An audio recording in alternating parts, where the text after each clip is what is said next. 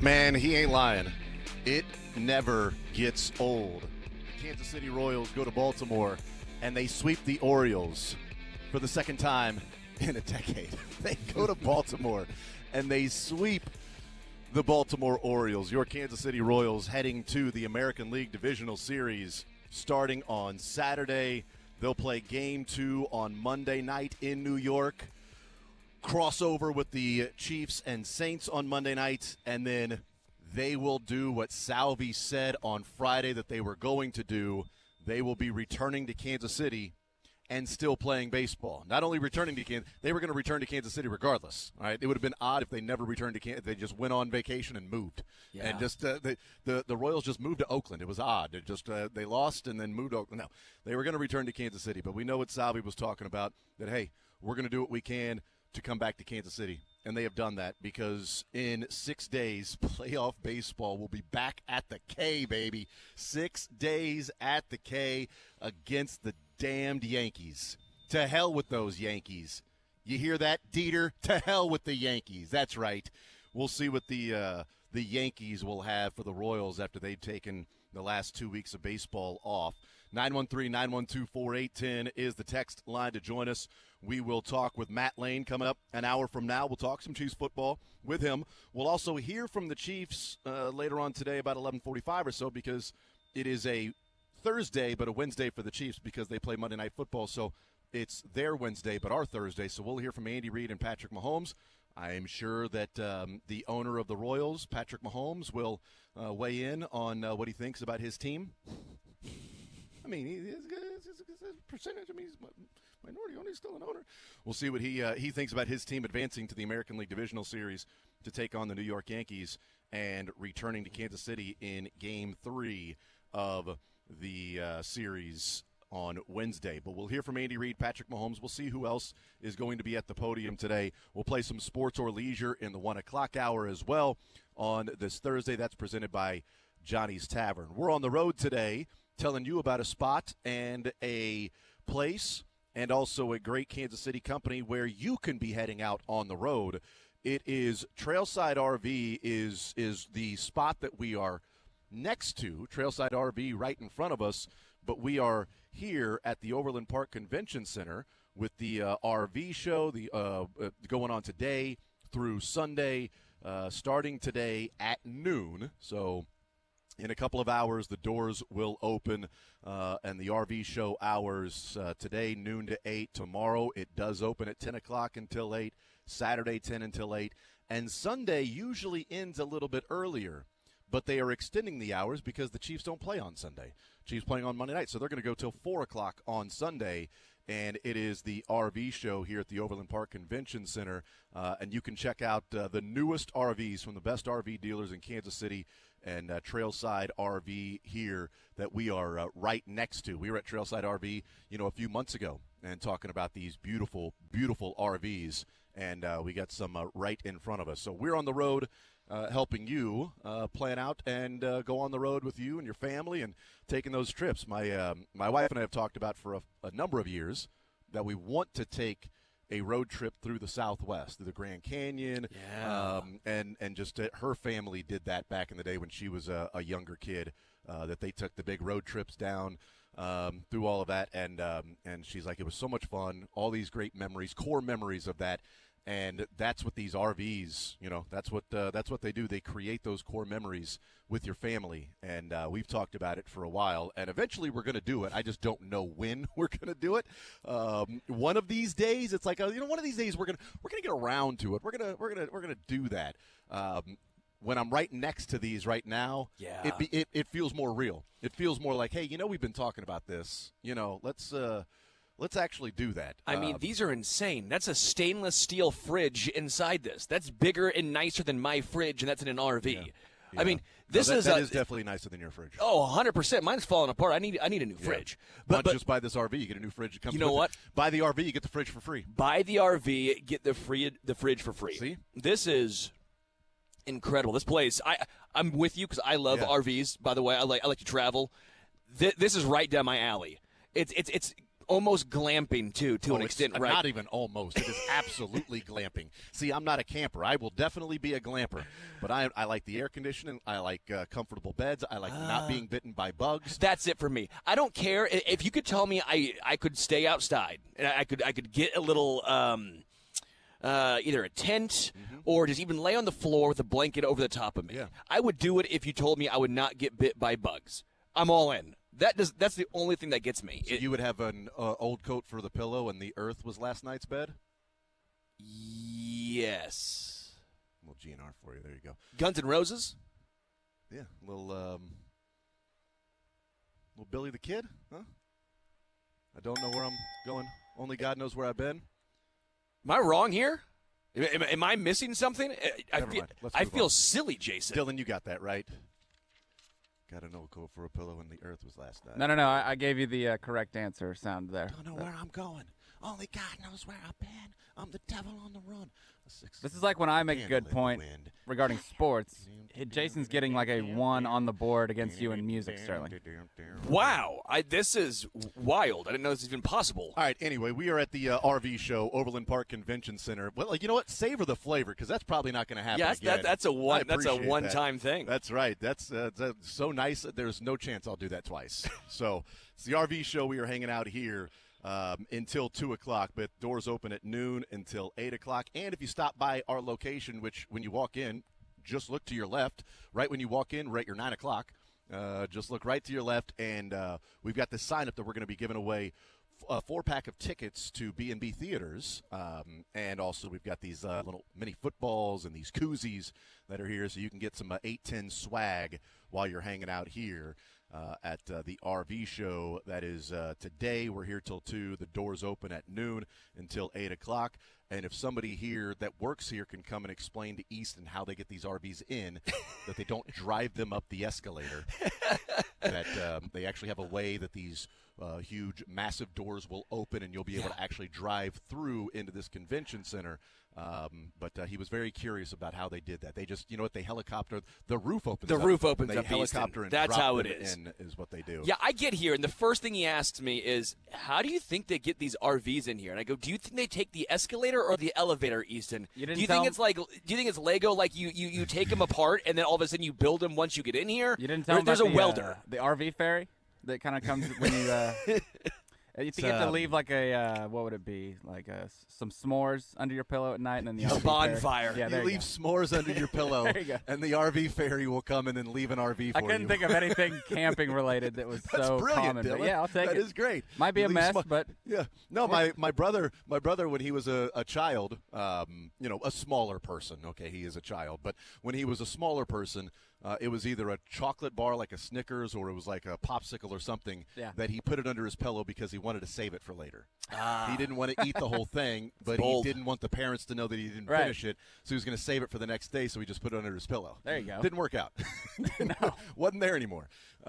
So we are hanging out here today, and you can check out all of these great deals that are going on. Tickets available at the door or online at kcrvda.com. Let's talk about the Royals, baby. They have advanced to the American League Divisional Series, knocking off the Baltimore Orioles. And I'll tell you what, man, I don't know. I can't even think of another team or city that would have your number or our number in a way that the city of Kansas City has Baltimore's number. And if I were a Ravens fan and an Orioles fan, there are things that I would want to do to the entire city of Kansas City that I wouldn't be allowed to do while walking around free. But I can't imagine what it's like to be a Baltimore fan, the Orioles and the Ravens, because 2014, you get swept by the Royals. Last year, this is the same calendar year. Last year, the AFC Championship game, the favorites, the Ravens, to go to the Super Bowl. Finally, Lamar got himself a playoff win, and now you got the Chiefs team that survived the Bills, but that offense is not all that good, and the Ravens are going to be able to run the football on them, and they're going to win that game, and Lamar is going to go to the Super Bowl, and he's going to be an MVP. And the Chiefs end that season. And then the Orioles coming off the 100-win season last year and getting swept, and that experience they gained, and they're just hungrier. They've got a chip on their shoulder. They win another 90 games this year, heading into the postseason. Not playing great baseball, but they are ready to start this run that they were planning on having last year. And then the Royals go in there and win 3-1. Not in one game. They win 3-1 for the series and win both games and sweep the Orioles. And the Royals have ended the 14 Orioles season in the American League Championship Series. The Chiefs have ended the Ravens in the AFC Championship. And now the Orioles, yet again, are heading into the postseason with many, many, many people around Baltimore, fans and writers and media members, asking for massive changes to that organization. That team has won almost 200 games the last 2 years. And they are asking for massive changes to go on with that entire organization because of what the Rangers did last year. That was a shorter series. Sure. That was a 3-game. They swept them in 3. And what the Royals just did to them. The Royals have gone from 106 losses to winning 86 games, and they've got 2 wins in the postseason. And we're talking about what this month and the next couple of years could be like, while a team during the regular season has won 70 more games over the last 2 years. Is wanting massive changes in the organization. I mean, it's unbelievable what has taken place. And this Royals team turning it on, Sterling, and not even turning it on late, right? We talked about, does it matter how you enter the postseason? You know, the Diamondbacks struggled down the stretch, and then they went to the World Series. The Royals not good in the month of September.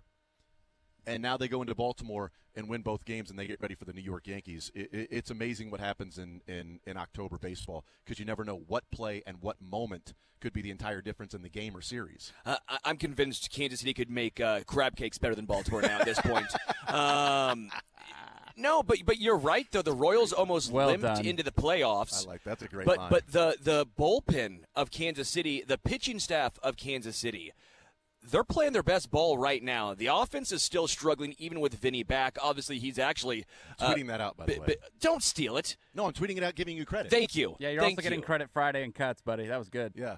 Hey, I did a cuts that was actually not me being a dumbass. Wow, you got me in music, and I was for once not a dumbass for cuts. Look at this. This is a good show. But the Royals bullpen deserves so much credit. The Royals starting staff deserves so much credit. Bobby Witt Jr. deserves so much credit. But I also want to give a huge shout out to J.J. Picollo.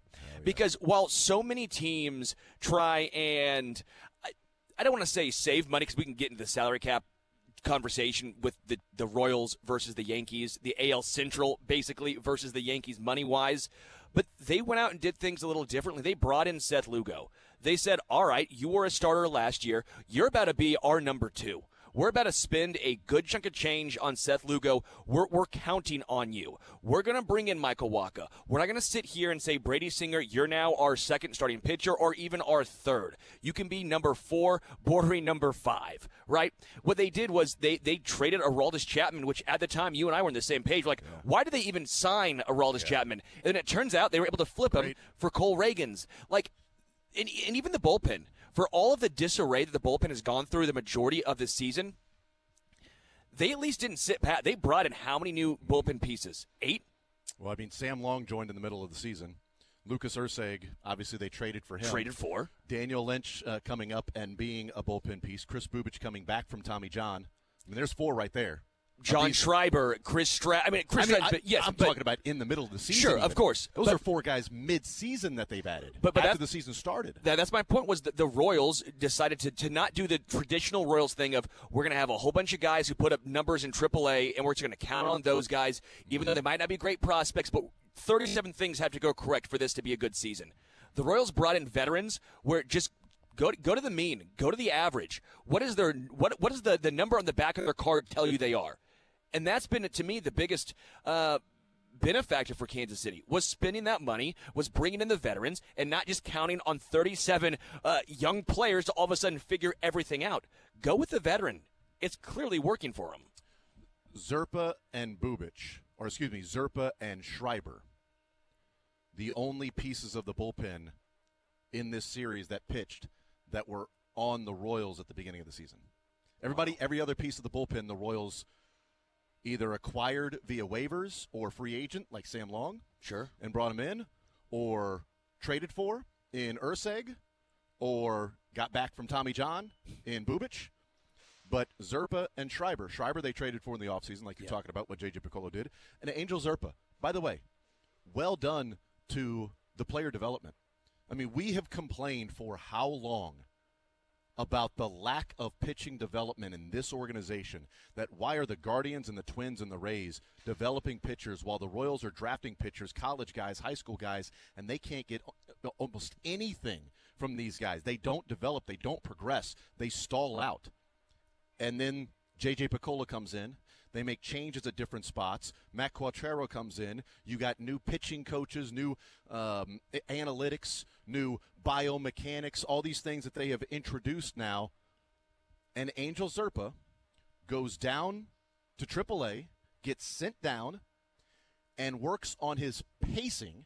Dylan, you would understand this. Works on the pacing of his stretch in how quickly he, gets from his back foot planting. So, you're sitting there as a left-hander, your left foot's on the mound, your right foot is near the plate. Yeah. He takes his right foot back to 6 o'clock and then lifts his leg. But from when he got sent down to now, how quickly his right foot comes back and his knee comes up is much faster. And all of a sudden, he's pinpointing every pitch, breaking pitches, fastballs. He is spot on. Look, this is well above my pay grade.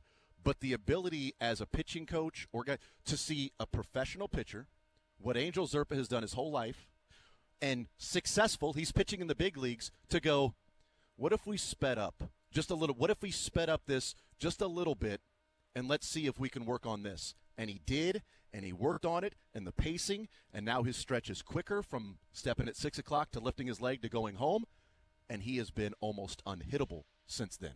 It's unbelievable, Dylan, and just that little bit, like you're a pitcher. That little bit can be the difference from Zerpa getting sent down because he wasn't effective to now being unhittable, dropping 99 at the knees on these dudes. I mean, it's the whole sport. It's hitting, it's pitching. It's one little thing can be off and everything's screwed up, and you can find it and fix it, and some people never find it, and that's just the way the game goes. Like, I can't remember the movie. It was with the Adams girl and Justin Timberlake, and he was a scout, and it was Clint Eastwood.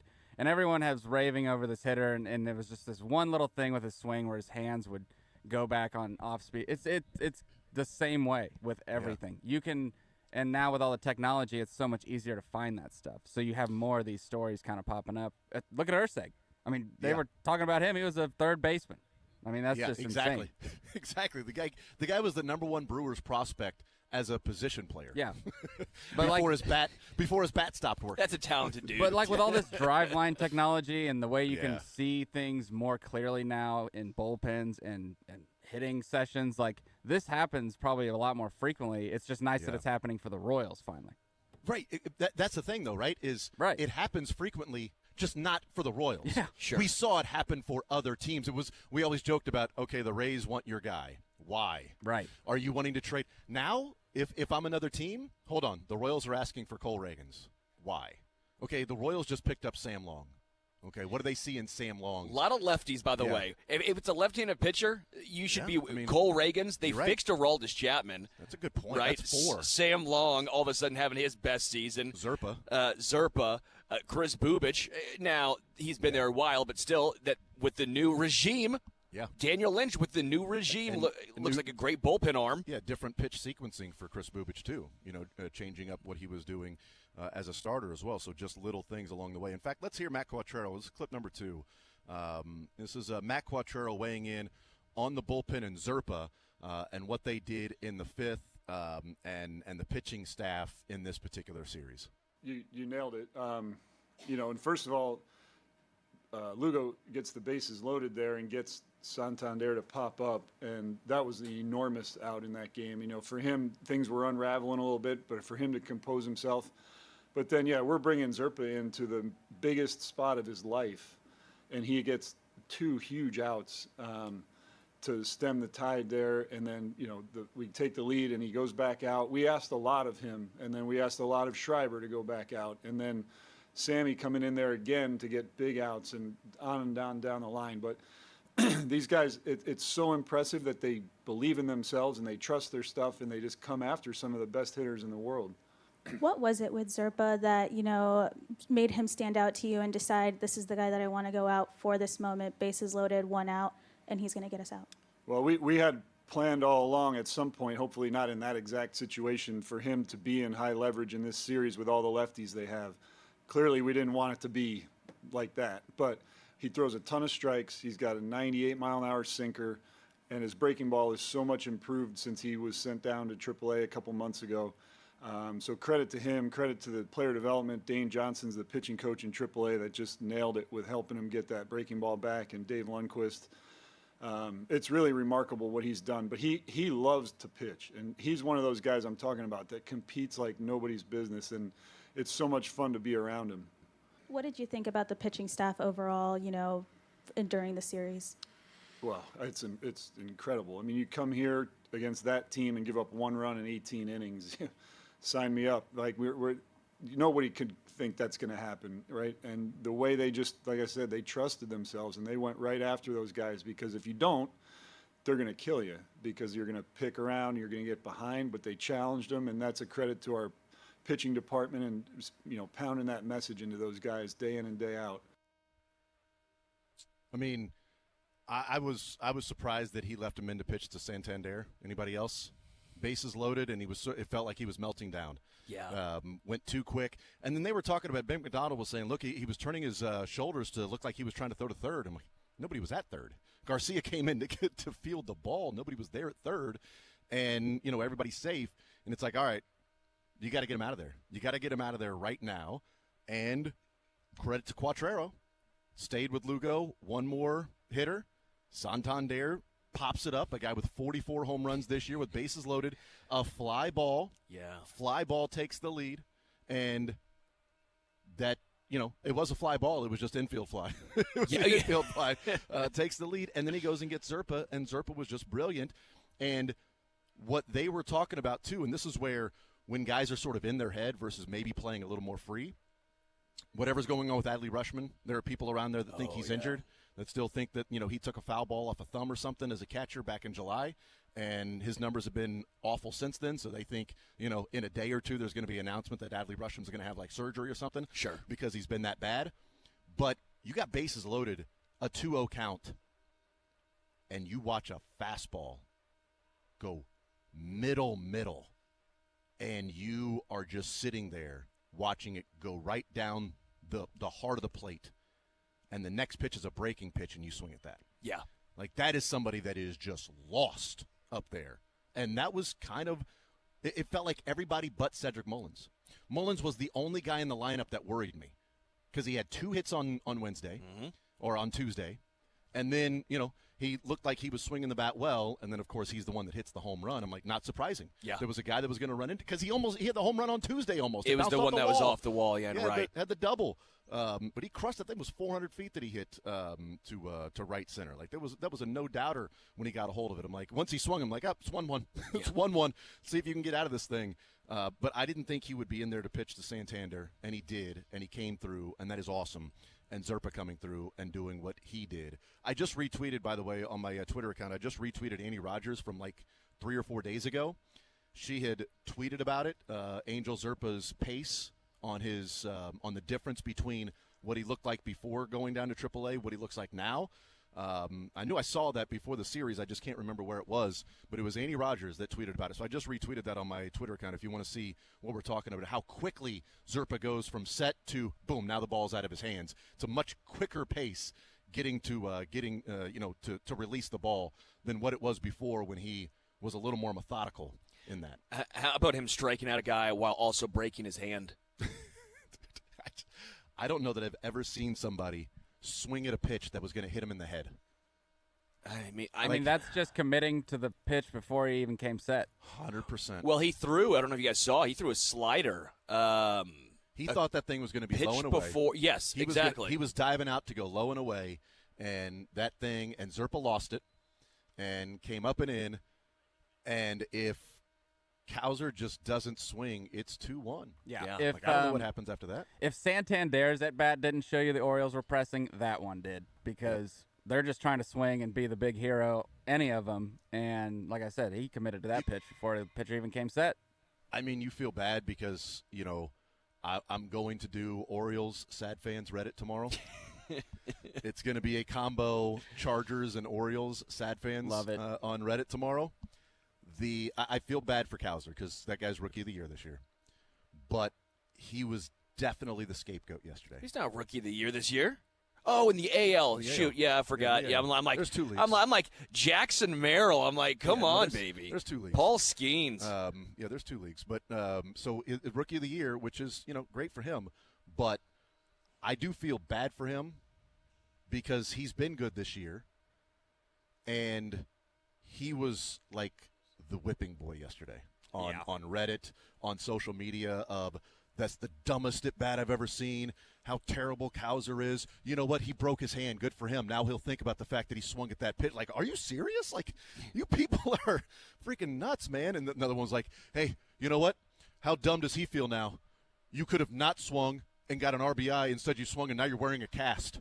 Yeah. Like, dude, I feel bad for him, man, because you're in that position. You got bases loaded. And that guy's been working low and away, and you don't want to strike out, and you're thinking, I know what he's doing here. And by the way, Zerpa might have been going low and away. He just lost it. Yeah. Like he missed. He wasn't aiming for the guy's ear.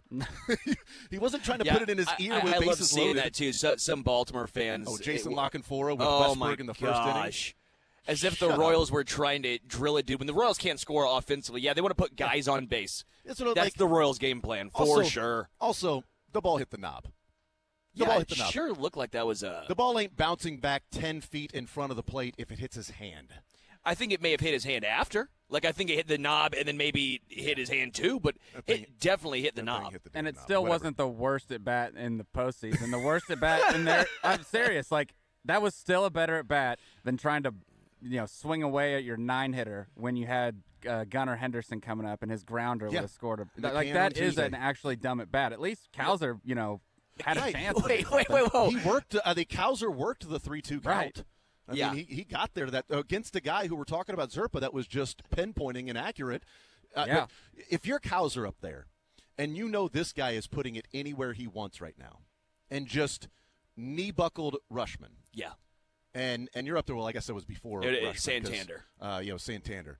Cowser was the second out, so Santander was Lugo. Yeah, Santander was the Rushman was after. Rushman was the 2 outs grounder to Bobby Witt. So you got 1 out, bases loaded with Cowser up there, and Zerpa is putting it wherever he wants. You don't expect if this guy's going to go low and away to hit you almost in the ear. No, you don't expect that. But he did commit before that I'm going to swing. But I'm assuming he's committing before I'm going to swing because there's no way this guy's going to throw one out of the strike zone to try to get me to chase with bases loaded.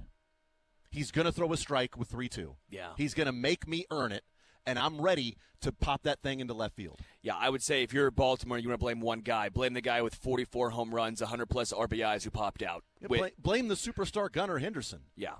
Blame him. Blame 1-1. Yeah. All right? I mean, this series started in 2019. This series started with the first and second pick of the Major League Baseball draft. Was Gunnar drafted before Adley? No, Gunnar was drafted Adley in the was second round. He was like 30-something. Gotcha. Adley was 1. Yeah, Bobby 2. Adley was 1.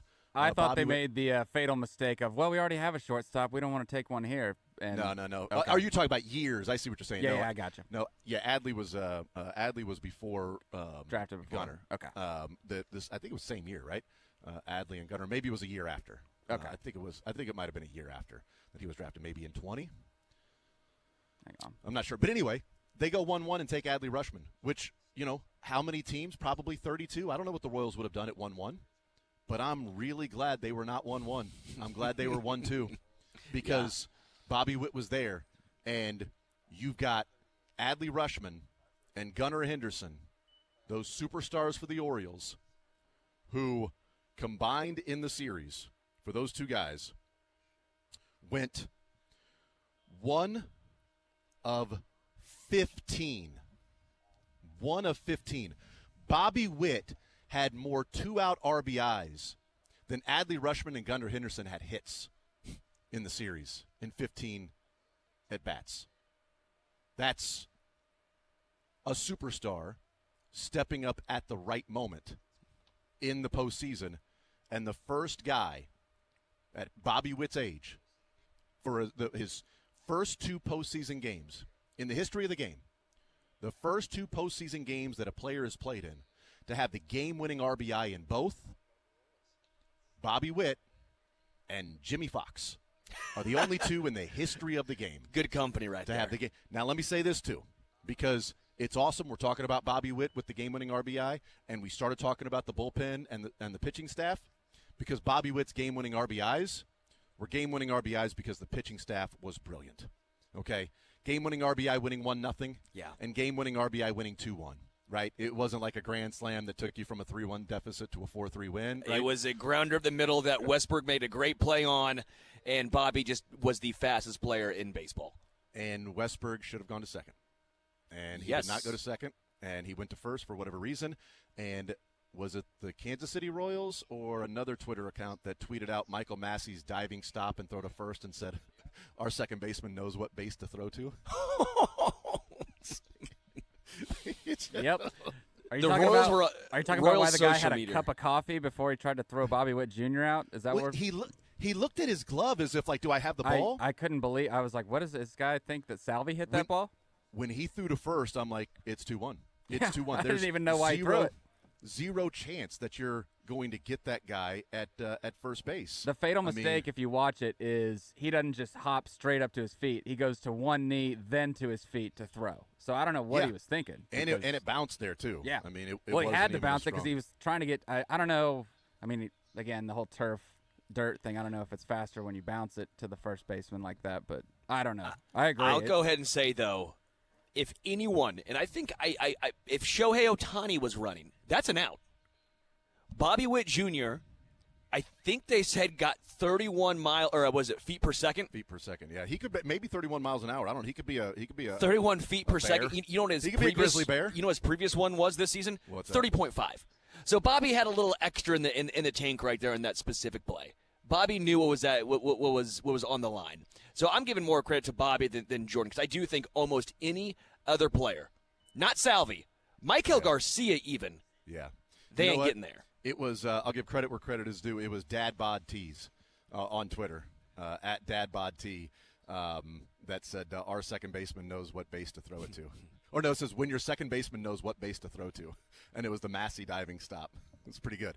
All right, we need to take a timeout. We are way late, but we're having fun, man. We are having so much. Damn it, Dylan, would you stop talking and distracting us? We're trying to take a break here. All right? Got to pay the bills.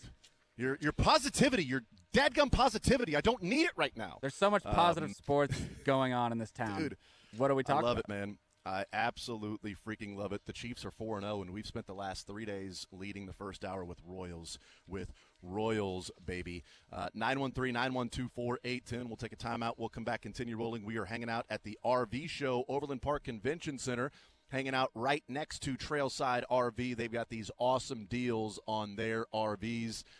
Here it opens up. The doors due at noon until 8. You can get your tickets now at kcrvda.com. You can get them available at the door as well. Doors open up today at noon, going through Sunday, 4 o'clock. More Zone right after this.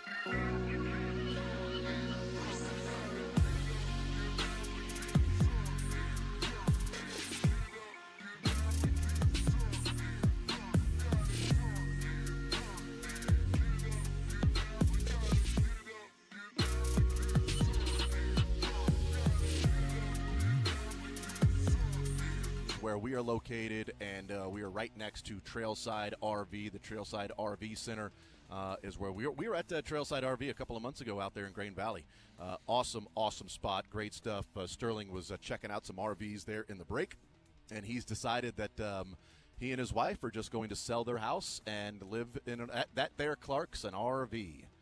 Don't you go getting used to it. We're taking it with us when we leave here next month. He's just going to get an RV. You know who did live out of an RV for 2 years with him and his wife? Chris Farley, when he was living down by the river. Nope. He did not live in a van down by the river. It was a van. He was telling everybody else what would happen. No, true story. Barlow for the Royals. Oh, yeah. Barlow and his wife would travel and travel in the winter. They would take their RV, and that was where they lived, and they would go to, a place that's nice, and then they'd drive it to spring training, and that's where they would live, and then drive it to Kansas City, and that's just what he sort of see, like the long hair, right, kind of feels like a guy that would do that. Because these things basically have everything in them besides a barber. And it was just those two. So it makes sense. It was just those two, right, and they didn't have a bunch of kids, right? It was just those two, and they're just, if you can do it at that time before you got kids, that's an awesome thing. So that's our location today. All right. So I put this thing together. It ended up being longer time than I thought it was going to be. But that's okay. Let's have some fun with this because the Royals yet again knock off the Baltimore Orioles. We know that these O's ain't royal, but we also know that the Orioles, and no matter how much they try, they will not be the Kansas City Royals. We'll take a listen and go to break.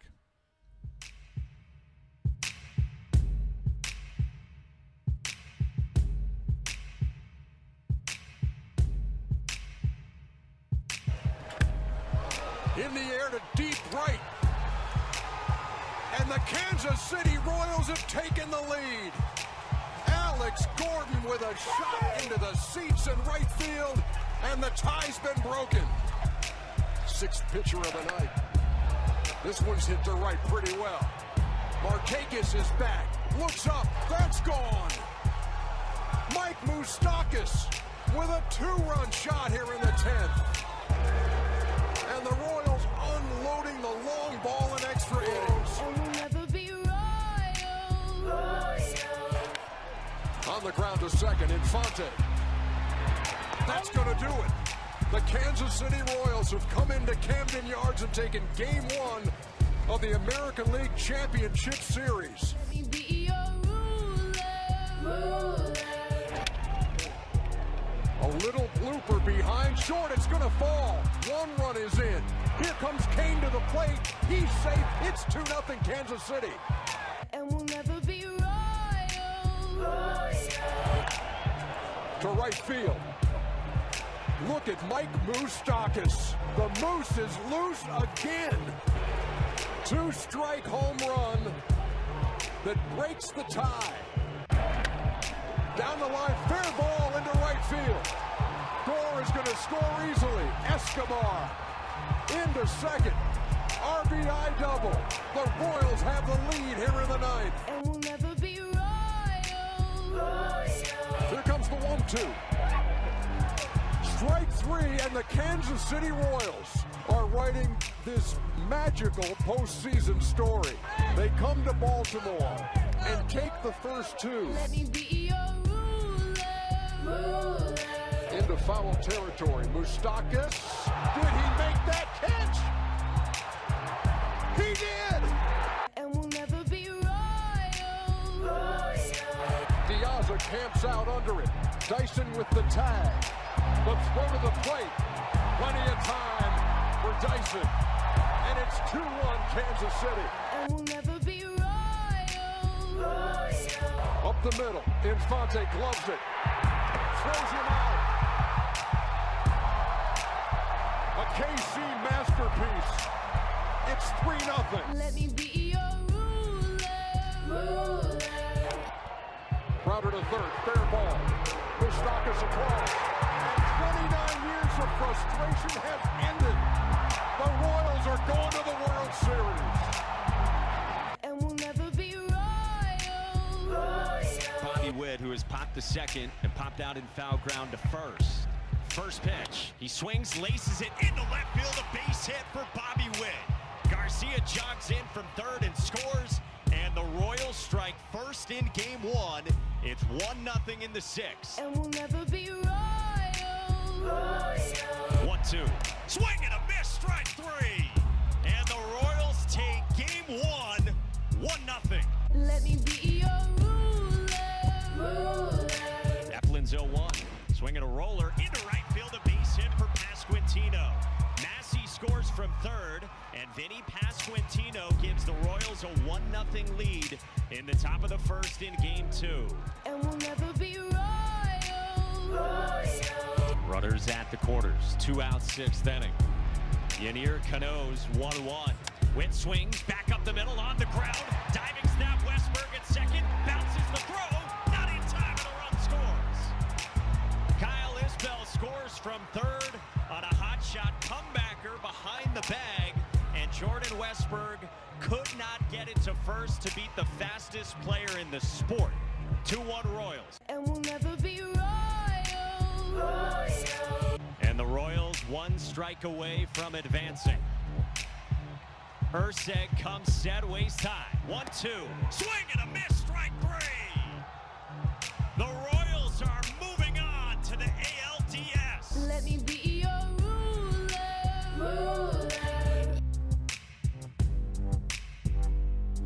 And we'll never be royal.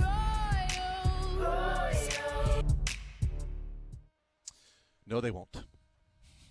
They will not. These O's ain't royal. These Royals are moving on. We come back with more Zone next.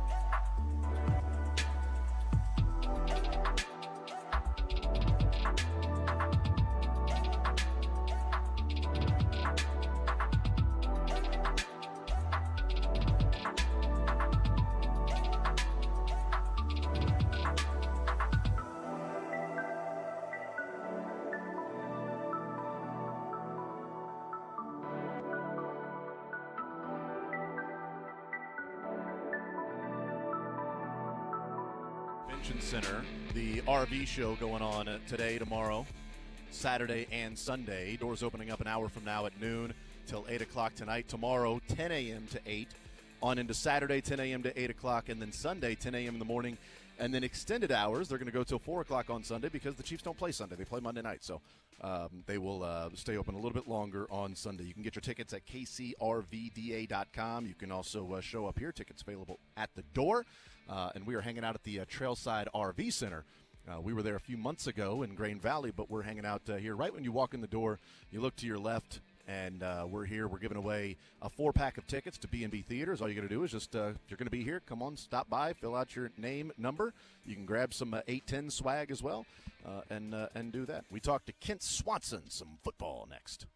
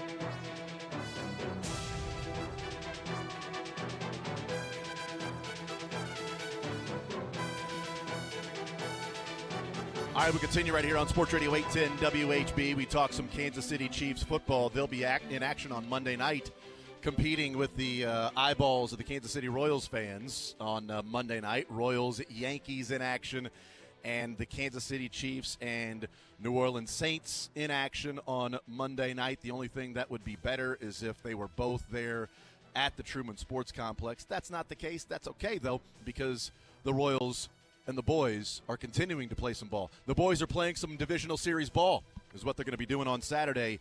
The Chiefs are playing some ball. They're winning games, certainly. It hasn't been pretty. It has just been an extension and a continuation of last year. And we talked with Kent Swanson, KCSN, KC Sports Network, a KC Laboratory podcast, joining us here in the zone to talk some Chiefs football. But first, Kent, how about them Royals and a nice little 6-game streak over the Orioles in the postseason? Man, how delicious is it to own the city of Baltimore in every way, shape, and form imaginable? How sweet it is to be back in playoff baseball, man. I miss this so much. I snuck out of work a little bit early yesterday and went and watched the game and was getting a little teary-eyed in a Tanner's bar over off of Red Bridge. And, man, I love the Royals so much. Like, obviously I cover the Chiefs, and I think I can do a better job covering the Chiefs than I can the Royals. But I love that team so much, and it's so cool to have this moment. And Monday is going to be a lot of fun. Mm-hmm. Yeah, I cut out of work early too. I told the bosses I'm done at 2:00 today. I am not going to work past 2:00 because I got to run some errands and get myself ready for that 3:30 first pitch. So whether you like it or not, at 2:00 I am done talking. And they agreed to it. They were like, you know what, Jason, it's your world. We'll let you do that. I said, I don't care who's – you know what? Get Seren in here at 2:00 then. That's fine. I don't care. I am done. So you and I sort of had the we sort of threw our weight around together with our bosses. So nice job. Good for you. No, I'm kind of surprised that they just didn't want you to stop talking at like 1. They did. But I told them, no, I will talk till 2, and then I am out of here. 2 and 2 exactly, damn it. Kent Swanson is our guest. All right, let's go back in time before we look at this upcoming game. But they beat the Chargers 17-10. They are 4-0. What's your takeaway? And before we get into the Rashee Rice specifics and everything, but just general takeaway, how the Chiefs got it done and what you're seeing from this team 4 weeks into the season. Well, I mean, removed from the Rashee Rice situation, right? And which is a little bit tricky to do at this point. Right, absolutely. I think there's a lot of things that this team has to continue to work through in the process of trying to play their best ball when it matters the most. And it does feel like they've tried some things out here a little bit, with funneling to certain players that I'm sure we'll talk about that may or may not be playing for an extended period of time. And but I think this team has championship DNA, and it's not always going to be pretty, and they know it's not going to be pretty, but they're committed to the process. And that kind of feels like what the vibe has been. The defense has been pretty good. It's been more than enough to win 4 football games. Offense is definitely working through a lot of little micro issues within that offense as they're trying to, figure some things out. But, hey, look, they are the only remaining AFC undefeated team. And 2 of those wins are against teams that were presumed to be favorites coming out of the AFC. So, I don't think you can play it all that much. I think and we were talking about where this team was. We were talking in May when the schedule came out that this team's 4-0 with the Saints coming up. You'd be thrilled. You'd be thrilled. Yeah, not knowing how they got there, not knowing that Pacheco, Hollywood, and Rashee Rice would be gone for extended periods of time, maybe one of those the entire season, one of those already been reported the entire regular season with Hollywood, but hopefully by the playoffs. Certainly not knowing that. It also helps, like, we talked about when the schedule was released. I talk about all the time, Kent. Sometimes it's not who you play, but when you play them. And the Chiefs and the NFL have set some of these bigger games towards the end of the season, for a while now. Like the Bengals and Ravens and Bills have always been, it seems like, well, the Bills a couple of times have been in the first half of the season, but it seems like those games have been later in the year. But they started off right out of the gates. And I'll tell you what, I feel pretty good about the fact that the Chiefs have already played the Ravens, the way the Ravens look right now and turning their season around, the way that it looks like Lamar and Henry and that offensive line is starting to put some things together and work in more of a cohesive unit, whereas the first week of the season when the Chiefs got them, pretty fortunate that the injuries the Chiefs have suffered now, that they've already taken care of Baltimore. They've got essentially a 3-game lead on the Ravens because they've got 2 losses and the tiebreaker the Chiefs have over the Ravens. So sometimes not who you play, but when you play them. And now I really appreciate the NFL putting a couple of those games early in the season like that. Thank you. Well, they're going to have to take care of them at some point. And, I do like the fact that these games were earlier. And, the Chiefs are severely advantaged now against the AFC North. Basically at this point, anybody coming out of there might have eliminated anybody from being the 1 seed in that. It might be Chiefs Bills just fighting for it at this point. But, and hey, look, I'd love to see the Baltimore Ravens again right now. I'm not afraid of them. Yeah. And I'm not sure that part of the struggles of the Baltimore Ravens early didn't have to do with the Kansas City Chiefs. So, I think true. Those teams kind of look like what they are. The Chiefs didn't play their best football, specifically against the Bengals, and they've escaped, both of those games there at this point. Not apologizing for winning. Definitely not apologize for winning, and I am glad, the version that the Ravens will see if they wind up playing each other in the playoffs will be drastically different than what they saw in week 1, too. Yeah, and you know what? I said it after week 1, and I'll continue to say it until it actually happens. But if the Ravens are going to get past the Chiefs in the playoffs, somebody else is going to have to beat the Chiefs for them. I still fully believe that with these two teams. I think there's something there, and the Chiefs beat the Ravens. It's what they do. We'll see what happens the rest of this year, and we'll also see what happens with Rashee Rice the rest of this year, if he plays again this year or not. What do you think goes on now? I know that you wrote about it at KCSN yesterday. I believe it was yesterday, right? That the story came out that you put up there about the adjustments now for the Chiefs with no Rashee Rice, Hollywood Brown, Isaiah Pacheco out. So what do you think they do? How do they get by? If it's not season-ending, hey, great. Settle out of court right now for that. Sterling, go ahead and get you a drink. If you are parched, wet that whistle I'll go there, try buddy. and find a bush light around here. Go do that. That's fine. It's an RV show. I bet they've got plenty. But what do they do now moving forward in the meantime for the lack of Rashee Rice, Hollywood Brown, and Isaiah Pacheco? Let's talk specifically wide receiver before we get into Kareem Hunt. But wide receivers, what do you think they do? Yeah, I think Xavier Worthy's got to be someone that sees an uptick in opportunity. And, I think the Chiefs kind of did that in the game against the Chargers when Rashee Rice went out. I think about a couple of the plays that they tried to get, Xavier Worthy involved. And, one of them was, hey, 3rd and 2, we're going to run that max protect sprint out, rub play to the, out route that they've used Rashee Rice for in the last couple of years. That might have been Rashee Rice if he was on the field, but they called Xavier Worthy's number for that particular play.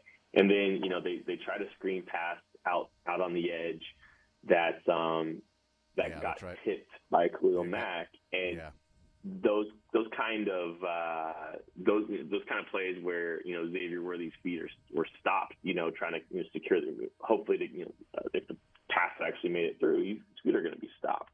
And we haven't really seen a ton of those kind of looks going to Xavier Worthy at this point. A lot of it's been with him on the move and trying to give him a little bit of running start. So, that might have been a tip that maybe Rashee Rice was going to be somebody that was going to be receiving those. And now you're seeing, I think what you're going to see is Worthy get some of the stuff that you might have given Rashee Rice when it came from the easy completions, manufactured touches to your playmaker type stuff. I think that's something Xavier Worthy starts getting there. And, Travis Kelce's not going to have to carry a heavier workload in the regular season. He's going to have to be the 9-target guy that he was against the Chargers this week. I know that's not the receiver position, but I think those are the two guys that are ultimately going to be seeing the benefit, unfortunate benefit of Rashee Rice's absence. Last year did so much for this team, organization, roster construction. Obviously, winning a Super Bowl and being back-to-back champions is the main part, but it's how they did it, and the wide receiver group and the offense struggling and having to be more, ball control, complementary football, let the defense go out and do what they do, play some field position, don't turn the ball over, a punt is okay, like these things that they eventually developed into late in the year, and they win a Super Bowl by doing some of those things. Because they were able to win a Super Bowl last year, Kent, it gives, certainly me and I think fans and analysts, media members, a little more confidence in that they'll find a way to get it done this year, even if it might be a struggle, because we know they won the Super Bowl last year. And certainly I would have to imagine the players as well that, it wasn't ideal in the offensive juggernaut that they've been. We know Patrick Mahomes said he wasn't having a whole lot of fun last year. Well, then he's going to have to be back to winning boring football then, because this feels like it's going to have to be a replication of last year, right? How they win, the way they win, the style of football they play. I think there's a lot of truth there. A couple caveats, though. They're going to get a game here against the Saints, and they're going to get a bye week, and then they can kind of assess their situation from there, right? So that gives, there's still some time if they want to try to make a move, to try to add some stuff to this offense. And who knows what Rashee Rice's situation is, and who knows what Hollywood Brown's situation is. But if there's any chance that you're getting Hollywood Brown and Rashee Rice back for the playoffs, this could look like a completely different team when it matters the most. But I think there's one thing, I do think that they're going to have to lean on what happened in 2023.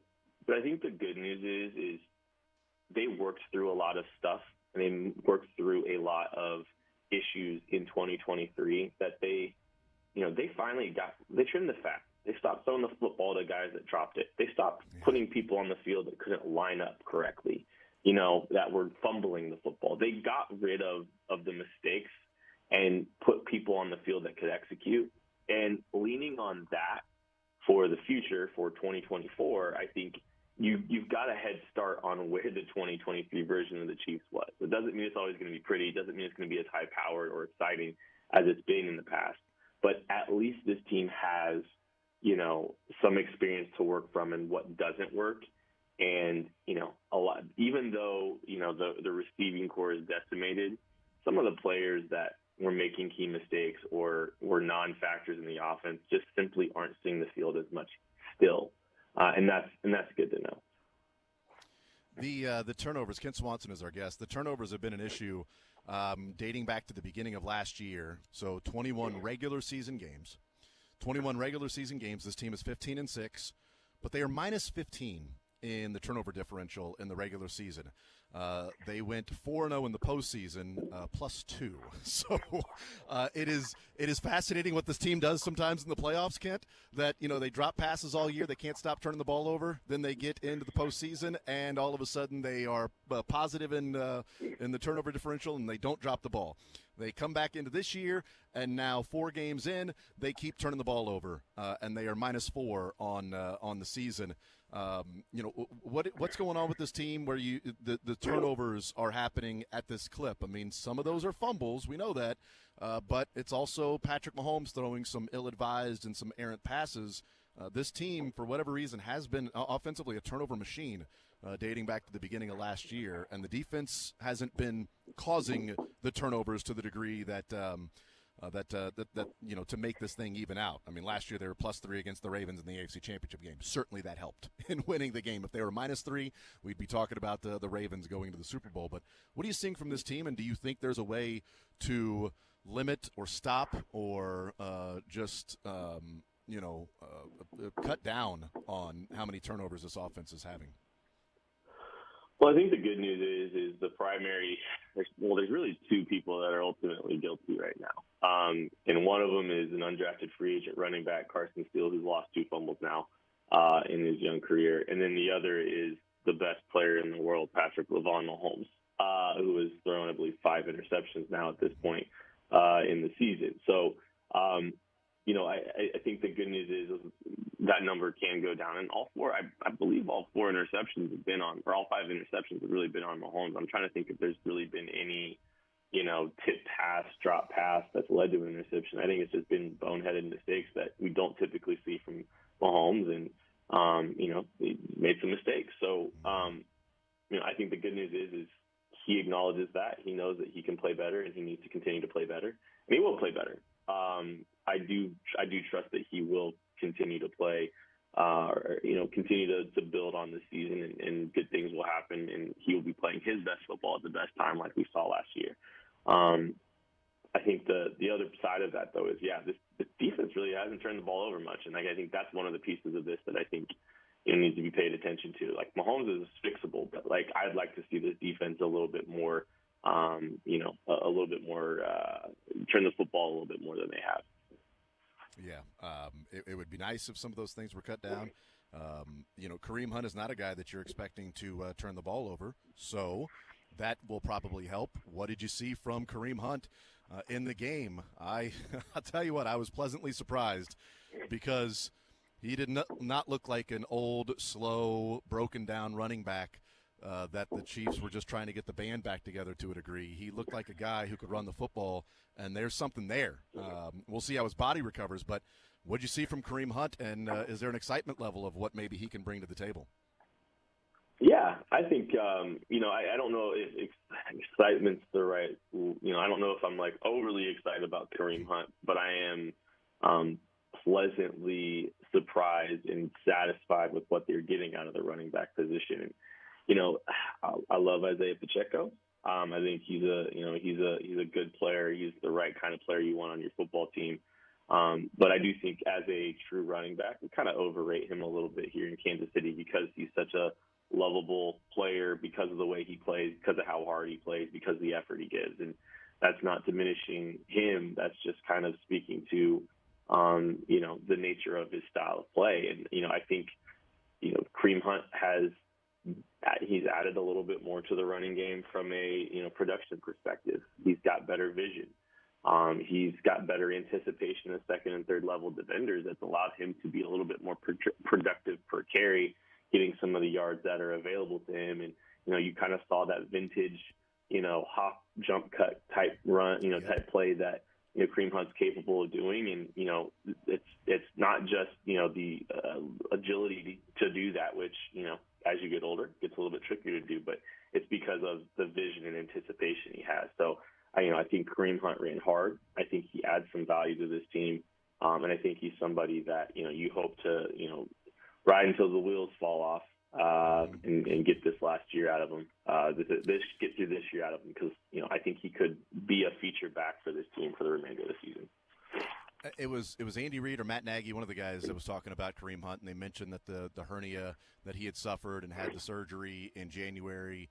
The Cleveland Browns talked about how Kareem Hunt was a warrior throughout the season. Like, he was on the injured list with the groin every single week and battled through. And then when the season was over, he went and had surgery to fix that. And Kareem Hunt said, I feel good. I feel better. I feel fresh now, having, fixed that. Sam McDowell tweeted out a couple of days ago, Kareem Hunt reached a peak speed of 15 miles an hour, 15-plus miles an hour on 2 of his 14 rushes in the game against the Chargers. Last year in Cleveland, he reached that speed on just 4 of his 135 rushes, which was a league low among qualified running backs. That would at least add some credence, Kent, to the hernia that he suffered, and the Stefanski talking about how tough he was to battle through all of that and play, and he didn't have that burst. To now Kareem Hunt saying, "Yeah, it's fixed. I feel much better now. I feel fresh." And the Chiefs saying, "Yeah, we worked him out. He looks like he's got the burst." Yeah, he definitely looks capable of doing some things on the field, and I think he already has. And I think he definitely looks better than he did last year. That is for sure. And he had a nice little 10-yard run in that game. And in week 1, the Chiefs struggled to even produce a carry of 10 yards outside of Xavier Worthy. And then, the long for, Carson Steele, Samaje Perine, I think, they were 9-yard carries, but like the running game looked like it had a potential to be a little bit more explosive. They were going to be able to generate some more yardage, some more, out of every single carry, just because, he has enough burst. He has enough juice. He's had injury issues basically since he, left Kansas City, which could kind of hamper him a little bit. And you hope he's able to get through this season without it. But I think, there's enough juice there, like you talked about. It definitely looks a little bit different. And you hope that he can maximize these carries better than anybody else can on this roster. All right, what do you think happens on Monday night against the Saints? Derek Carr heading back into Arrowhead Stadium. He's familiar with it, certainly, but what do you think happens in this particular matchup Monday night? I think it's a real ugly football game. I don't have a ton of optimism that this team is going to, go out and, step on the throat of the Saints and, look like, a world-beating offense. I think this is going to be another game where they just try to work through some of the issues that they're having, try to get out of there with a win. I think the defense plays well. I think Derek Carr has a bad football game, and I think it's a 21-16 Chiefs win, low scoring, ugly, get to the bye, reassess your situations, come out of there hot against the San Francisco 49ers here in a couple weeks. We'll see what happens. Kent Swanson, KC Sports Network, the KC Laboratory Podcast. Appreciate it, brother. Enjoy the baseball and the football, and we will catch up soon, man. Appreciate it today. What a time to be a Kansas Cityan. Thanks, Jason. Yes, indeedy. Absolutely. Kent Swanson, KC Laboratory Podcast, the KC Sports Network, kcsn.substack.com. We'll take a timeout. We'll come back, continue rolling. We'll hear from the Chiefs coming up later on this hour. Andy Reid, Patrick Mahomes, and we'll see who else. We are hanging out at the Overland Park Convention Center with the KC RV show going on. Doors open up at noon. We'll tell you more about that next.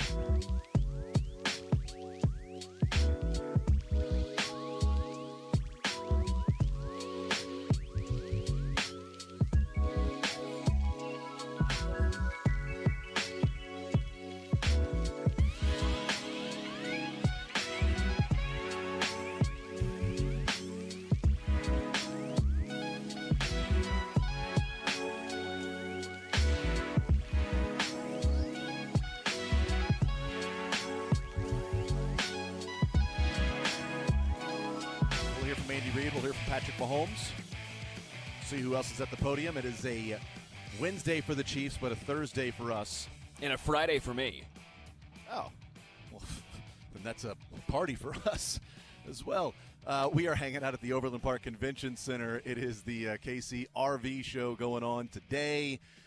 Doors opening up a half hour from now, noon until 8 today. We are also getting you registered to win a 4-pack of tickets to B&B Theaters. So come by, and we'll do the drawing at 2 o'clock. So if you're here from noon to 2 today, in those 2 hours, when you walk in the doors, look to your left. We're right here. Quick little registration. Get some 810 swag if you want on your way.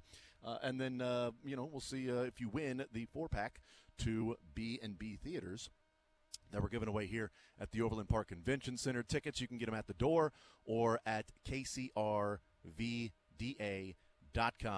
The KC RV show, and we are hanging out here right next to the Trailside RV Center. We were there in Grain Valley a couple of months ago, and great stuff. Man, all it does is just make me jealous and really, really want one of these. Oh, unbelievable. Well, and there are some that are extremely affordable. Like I'm That's surprised. a relative term. Well, no, because they have the MSRP price, then they have the online price for a lot of these places, and they also have the show price. Yeah. So I've been impressed by. There's a really cool one over there that I'm considering now. Easton's like, because I'm like, I could drive this because some of these are too big. Like you don't want me on the road with this. I'm not a truck driver over here. This is dangerous not just for me, but for everyone else surrounding me. I don't want to drive this bad boy. I want to drive that bad boy. But that Sprinter van that was converted, I could get behind that bad boy. Yeah. And there's another one that's a little larger. Yeah. Oh, you're telling me, Jason, I'm not going to all of a sudden do this road trip? I'll go road tripping on that bad boy. I'll do it. You should absolutely. That's the honeymoon right there. There it is. That's the dream. You know what you should do? What should you do? The 810 road trip van. We could just we need a new 810 van, right? What? We can just get one of these and take that. We'll do that. We need to do that for one of these postseason games. So, like, if it's the Royals in the World Series, whoever they're playing, or Chiefs in the postseason, if they got to go on the road, we'll do the zone on the road in one of these vans, RVs, Freightliner right in front of us. How about that? We're either going to Philly, L.A., I guess technically you could go to Milwaukee with the closest one. We got to root for Milwaukee, or else we're going to New York. That's fine. Philly works. San Diego or L.A. So either we're going to. Let's do it. We're going to need one of these. Jason, nice ones, then. Shake my hand. I'll shake my hand. I'll do this. Your word is strong as oak. That's what I've heard. Before we hear from Andy Reid and Patrick Mahomes, let's hear from – this was in the clubhouse last night, a little Royal celebration, courtesy of Rob Collins over at Fox 4. He was there in the clubhouse yesterday, and this was a cool little clip that he put together. It's about a minute long of some of the different interviews that he did with Bobby Witt and Salvi and Vinny and Q in the Royals clubhouse. It's about a minute long or so. So shout out to Rob Collins, Fox 4, for putting this thing together. But here's that in the Royals clubhouse last night, talking to those players and manager. I got champagne in my eyes. This is nice. This is a lot of fun. We deserve this. We're going to enjoy it. Great team win. Keep going. Like I said, we didn't come this far just to come this far. We're doing this for Kansas City because the past years we haven't been where we want to be. And now we're here, so we got to make the most of it. We are super excited for this moment. And we're waiting 10 years to get back. We got a great group, super excited. And we're going to have fun tonight, enjoy. And tomorrow, in a few days, concentration to go to New York. This is why you play, man. This is why you play. Couldn't be happier right now. It's just so much fun to see this going on, and compared to the other day, it's so much fun to have been a part of it. Yeah, it's just awesome. I love when my eyes are burning with champagne. I hate it, but I love it at the same time. So it's just incredible. When you look around this room, man, how does this make you feel? Man, it's inspiring. It's emotional. These guys pour their heart and soul into this, man, and it's so inspiring to be a part of it. And I love these guys. Hugh getting emotional there. in the clubhouse, choking up a little bit. Credit Rob Collins again for putting that together with his coverage yesterday in the clubhouse with Fox Sports. We certainly appreciate that. But Q got emotional. Yeah, Vinny, I love having the champagne in my eyes. I hate it, but I love it. And Salvi, we waited 10 years. For this, and he says we, but it's really just he. Because we as a collective Royals group, I guess, the Royals organization collectively, the Royals fans, even though there's new ownership, new front office, JJ's been there, but sliding up new coaches, all of that stuff. Everybody's new in the organization as players except for Salvi, but the fans have been there all along. So we, as in the Royals fans and Salvi, have been waiting a decade for this moment in those two games. So great stuff there. We'll take a timeout. We'll come back, and we haven't waited long for the Chiefs to win Super Bowls. We did 50 years, a lifetime. 50 years, a lifetime. And then we had to wait like 3 years, and then 12 months. And we'll see if it's another 12 months or not. But we'll hear from Andy Reid, Patrick Mahomes, and we'll see who else is at the podium. More Zone next.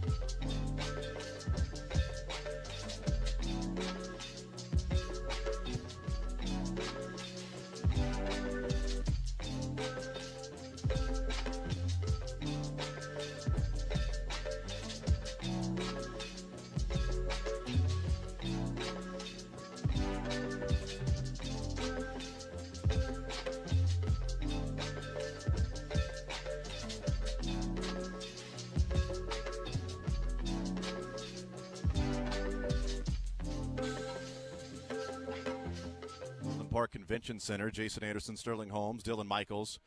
We've got some sports or leisure we'll play coming up in the 1 o'clock hour. We'll hear from the Kansas City Chiefs. It's Andy Reid, Patrick Mahomes, and George Karlaftis will be at the podium today.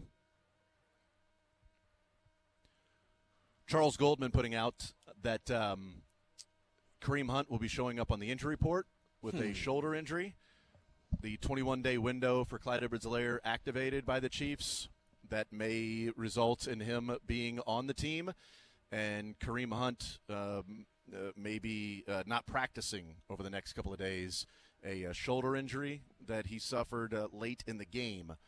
So we'll see what the latest is with that. I mean, first carries and touches and football in a long time for Kareem, right. So not shocking. At least the way that it sounded, it doesn't sound like, there's wear and tear. You know, this happens in a football game, that it might be like an injury. Not, it's like, are you hurt or are you injured? More of an injury. But we'll see. We'll hear from Andy Reid. We'll hear from Patrick Mahomes, and we'll hear from George Karlaftis when they get to the podium, and certainly there'll be an update on that.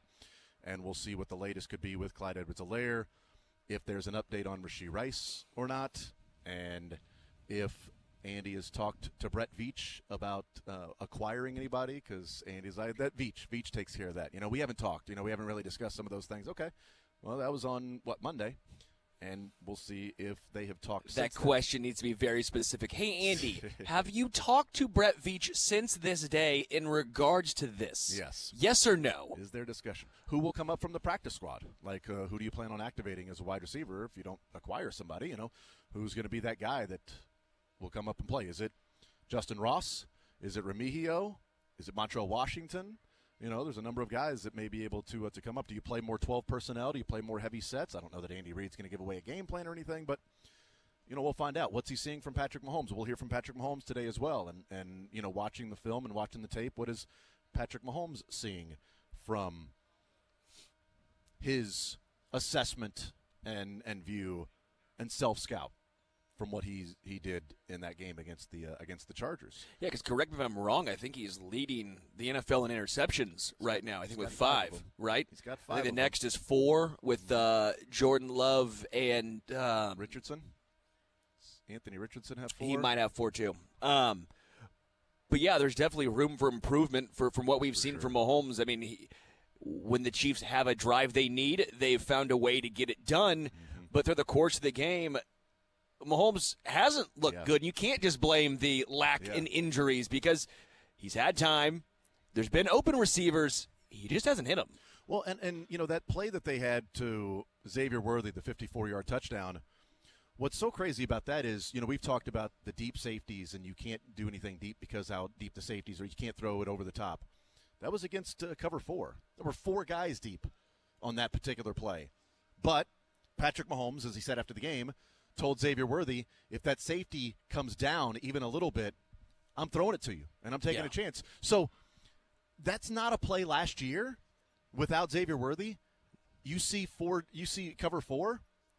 Mahomes ain't going to MVS and saying, hey, if that safety comes down, I'm going to throw it up and give you a chance. That's not happening. Yeah. That play is not there. So that is a slight difference, not even slight. That's a big difference from last year. If we talk about the skill position players last year to this year and what the offense can do, this is now integrated in the offense moving forward. How much more they use Xavier Worthy, we'll find out. But that was not something they would have done last year with that skill group. Patrick Mahomes would not have gone to Justin Watson or MVS or McColl and said, if that safety comes down, I'm launching it, and I'm giving you a shot. And that safety came down a little bit, and he launched it, and he gave a shot to Xavier Worthy, and they scored a touchdown against cover 4 that is supposed to not give those things up. Well, if he would have, MVS would not have ran the correct route. He would have shaded towards the safety. That's the issue. I also misspoke. Mahomes is 3rd in the NFL in interceptions. You're correct. Richardson has 1 more with 6, and Will Levis. I forgot about the Titans were on a bye, so when I was going through, I didn't see the. He's got 6 with the Titans on a. They haven't had a bye yet, though, right? No. This week, though, when I was looking at teams, I was thinking in my head, I was like, and I didn't see the Titans on there, so that was my fault. But yes. Mahomes is 3rd with 5 interceptions behind Richardson and Levis. Maybe not the best group to be with. Mahomes is leading the league in interceptions for quarterbacks that have taken every snap for their team. Wow, tough but fair. It's my stupid Mahomes has the most interceptions of any team that's 4-0. What's Sam Darnold got, 2? I think he has 3. Does he have 3? He's got 3. 3. Nailed it. He also is the only quarterback, though, with double-digit touchdowns, Sam Darnold. So crazy, man. Which we all expected. Well, the all expected that. The guy's a top pick in the draft. Of course he's going to be good. The guy was a higher draft pick in his draft than Patrick Mahomes was. Shocked that 10th. Shocked that no team has given Josh Rosen a call. You know what? It's crazy. I'm not. In a year so weird that yeah. You know, what's Matt Leinart up to? Dude, I mean, that draft class was Baker, Sam Darnold, Josh Allen, Lamar Jackson. Here's Andy Reid. Rasheed's really the only one. Rasheed's situation is we're getting the swelling out of his knee, and then he's got further tests next week. So really don't have anything to tell you from there. We'll see how these tests go next week, and once the swelling's out there. Congratulations to the Royals first. What a great job they've done to this point, and I know they're fired up to keep on going. So I know we're all glad to have them coming back here and having another chance to see them play. With that, we look forward to the challenge of playing the Saints. Good football team, well coached. I mean, Dennis does a nice job with that group. Their coordinators, all 3 of them do a nice job with their phases, and we've just got to make sure that we have a good week of preparation here going forward. And then just on the business side of it, Clyde, you saw was elevated. He's got a 21-day window. We'll just get him back into the swing of things here and see how he does. See how he does going forward here the next couple of days. Anyways, with that, time, George. Is there a little more sense of optimism with Rasheed than there was a few days ago? Yeah, I think it's just wait and see. Just is where we're at, and for his sake, we're really hoping that things work out. How for the best, but let's just see where it goes, and leave it up to the doctors to see. I'm definitely not a doctor. Andy, what are the plans for Clyde going forward here? Yeah, so we'll practice him today with the scout team, give him some reps there, and let him just kind of get back in the swing of things. He's in good shape. He's been working out, so just get him back into the football part. Anywhere close with O'Menahue to getting him back to practice too? I think that'll be a little bit here. Yeah. Andy, what sorts of things are you seeing when you've referred to a few times being close on a few things offensively? What are the things that stand out to you the most that are just off a tip? Yeah, just getting rid of the penalties and those self-inflicted wounds, turnovers, penalties. Those hurt you at this level, and you've got to take care of that. And I've got to make sure that I'm putting the guys in the right position to do the right thing. So. And I think the coaches would tell you the same thing with that, but that's where we're at. But it's close. We just gotta keep rolling. When Rice has been just so important to you guys, and you won't have him for Monday, just how much realistically does that change the schematic, what you do, or do you stay the same with some of the replacement play? Yeah. Listen, I mean, Rasheed's had a phenomenal year. Unfortunately, in this league, injuries happen and life goes on. So we have always expected the next guys to step up and roll, and it's no different now. Is Rasheed? There's not another Rasheed. There's other guys though that are very, very good. So we'll be fine. Andy, have you been through an experience quite like this, where what you project is not even one snap going into a season, let alone now into Game 5, you're not having your top running back, your 2 top receivers. Have you gone through an experience quite like this to start a season? Yeah, I'm sure I have. I mean, I've been doing it a long time, so there's been injuries that have taken place, but I don't really dwell on that, Nate. I mean, I just kind of move on and go and wish the best to the kids, most of all, and we'll take care of business. That's. Beach has done a good job of bringing people in here in depth and that. So just got to got to take care of business. When you look at Derek Carr, what's he doing and how's he fitting in with that offense? Yeah, he's doing a very nice job. He's always been a good player. I mean, it's not a question from our standpoint on that part. So they're doing a good job of protecting him, and he's doing a good job of delivering it to their receivers, and they've got good skill players there. So and good running back who also was involved in the pass game and the run game.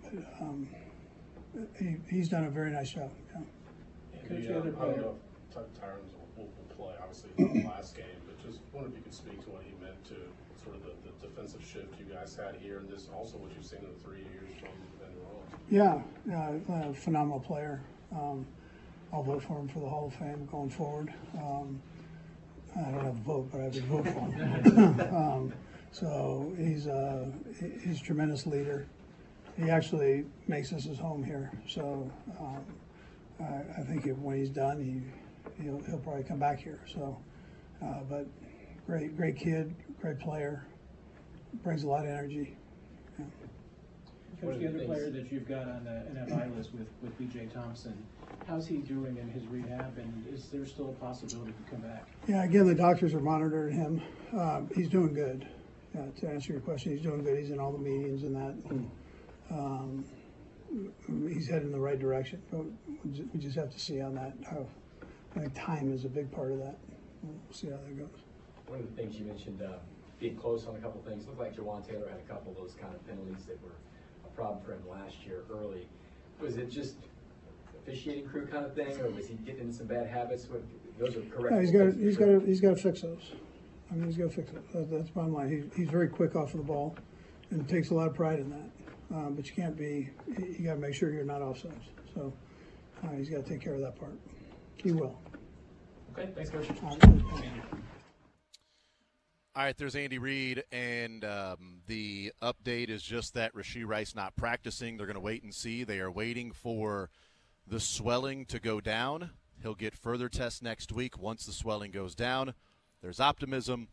But he said just have to wait and see. Well, he was asked about is there optimism. He said we got to wait and see. For his sake, we hope it works out for the best. Clyde Edwards-Helaire's 21-day window to return from the PUP list has been opened. They'll get him acclimated. Chiefs typically never play a player in that first week of their 21-day window opening up. Usually it's the third week. Sometimes it's the second week. Rarely, if ever, it is the first week. So depending on if Kareem Hunt does have an injury that might limit him in practice the next couple of days, he's practicing today because Andy Reid said the only one that will not practice is Rashee Rice. And so they've got the next man up. We expect the next guys to step up and we'll roll. Yeah. We'll see if that next man steps up because Sky Moore certainly did not step up when given the opportunity. And guess what? The next 3rd down and 1 went to Xavier Worthy on that route, not to Sky Moore. So he had his chance. I don't know if he gets another one. Hopefully he's not put in a position to where he has to be out there because that would mean then injuries are continuing to take place. So let's just eliminate injuries the rest of the year for the Chiefs. Turn the sliders off, you mean, on Madden? Thank That's you. Okay. One season, turn injuries off. Let's see what happens, man. But, yeah, here's Patrick. Patrick, when you look back at the Rashee play where you got hurt, did you know in the moment how hard you got hit kind of in that? I mean, did you feel fortunate not to be hurt yourself? No, I didn't notice it in the moment. I was more worried about trying to get the ball. But yeah, I mean, obviously, just trying to make a play, and it happens whenever you're trying to make tackles. When you saw the replay, though, did you think, ooh? No, I mean, when I saw the replay, I felt like shit that I hit Rashee. I mean, I think that's pretty much all. I mean, I wasn't really worried about myself. I was worried about hopefully his injury and hopefully that it wasn't as bad as it looked because I was the one that hit him. Patrick, I asked Andy about Tyron, but just, I don't know if he's going to end up playing on Monday, but just what did he mean to your guys' locker room when he was here? What kind of interactions kind of stand out to you? Yeah, I mean, I think just me being a young player, especially when he got here, I mean, just seeing that type of leader, I think was something that I'll forever remember. the way he inspired guys, the energy that he played with. I mean, obviously he's a great football player. I mean, everybody can see that, but truly a great leader, one of the best leaders I've ever been around. And he pushed to get the best out of everybody every single day, and he treated practice like games. He tried to get better every single day, and that's something that has helped me become who I am. And so a great football player, man. And I'm hoping that he gets out there, not for me and my sake, because, I mean, he's a great football player, always around the ball. But I think Kansas City, getting to see him come back and be on that field again will be special for the city. It stand out pretty early on that there was some traits that you could pick up early in your career. Yeah, I mean, you sit there and watch those guys that, I mean, I watched him when he was in college and he dominated college football, and then get into the NFL and all the great plays that he had made, and then being able to see him on a day-to-day basis is when you want to see those guys that are the top of the top and how they prepare every single day. And he was one of those guys that you knew why he was great when you saw him practice and how he went about his business. You talked about how you guys are going to have to rely on Travis Moore without Rice on Monday. Just curious about Juju Smith-Schuster and Justin Watson and your rapport with them and how big they now become. Yeah, for sure. I mean, those guys are always the guys that do it the right way. I mean, they're always in the right position. They do what they're supposed to do, get guys lined up, and I think having those guys is a luxury because you know that they're going to be there, they're going to get open, and they're going to make plays when their numbers are called. And so I think Brett Veach did a great job of continuing to build within that receiving room. Obviously, not expecting to have these two kind of big injuries early in the year in that receiving room, but having the support of the guys to come in and step up and make plays whenever those guys aren't in there.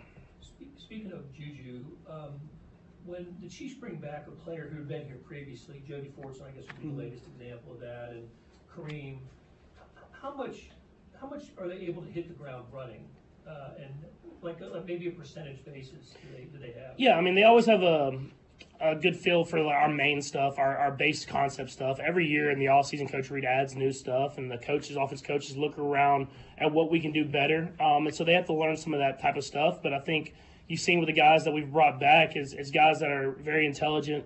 They're able to pick up the offense quickly. And so when stuff like this last game happens, you can throw Juju in there. He can run some of the routes that Rasheed has, and he can get even and be in different positions maybe that he didn't practice all week because he prepares the right way and he's ready for his moment. Patrick, injuries are part of the game, but you guys have been hit pretty hard so far this year offensively. What's the difficulty for you in adjusting to a lineup that's seemingly different every week? I don't. Once the week goes on and you go through your game plan, it's usually pretty smooth because you have an understanding of the guys and what we're trying to do in the concepts of the plays during the game. Sometimes, especially how it happened this last game early, where obviously Rasheed's a huge part of the game plan. You have to kind of throw guys in there and try to make that timing up. And coach tries to get that done in practice. He tries to throw guys in certain situations, but obviously there's limited reps. But I thought the guys did a great job of accepting the challenge and being in there in those moments. And but Coach Reed does a great job of getting guys prepared and ready to go throughout a week of game plan. And we had an extra day this week, so I'm sure guys will be ready to go out there and play some great football. When you face a Dennis Allen defense, like you almost said anyway, is there an expectation that you guys are going to have to sort of do that methodical, work your way down? Yeah, I think just very intelligent coach. I mean, someone that does a lot of different things. He's a game plan specific coach.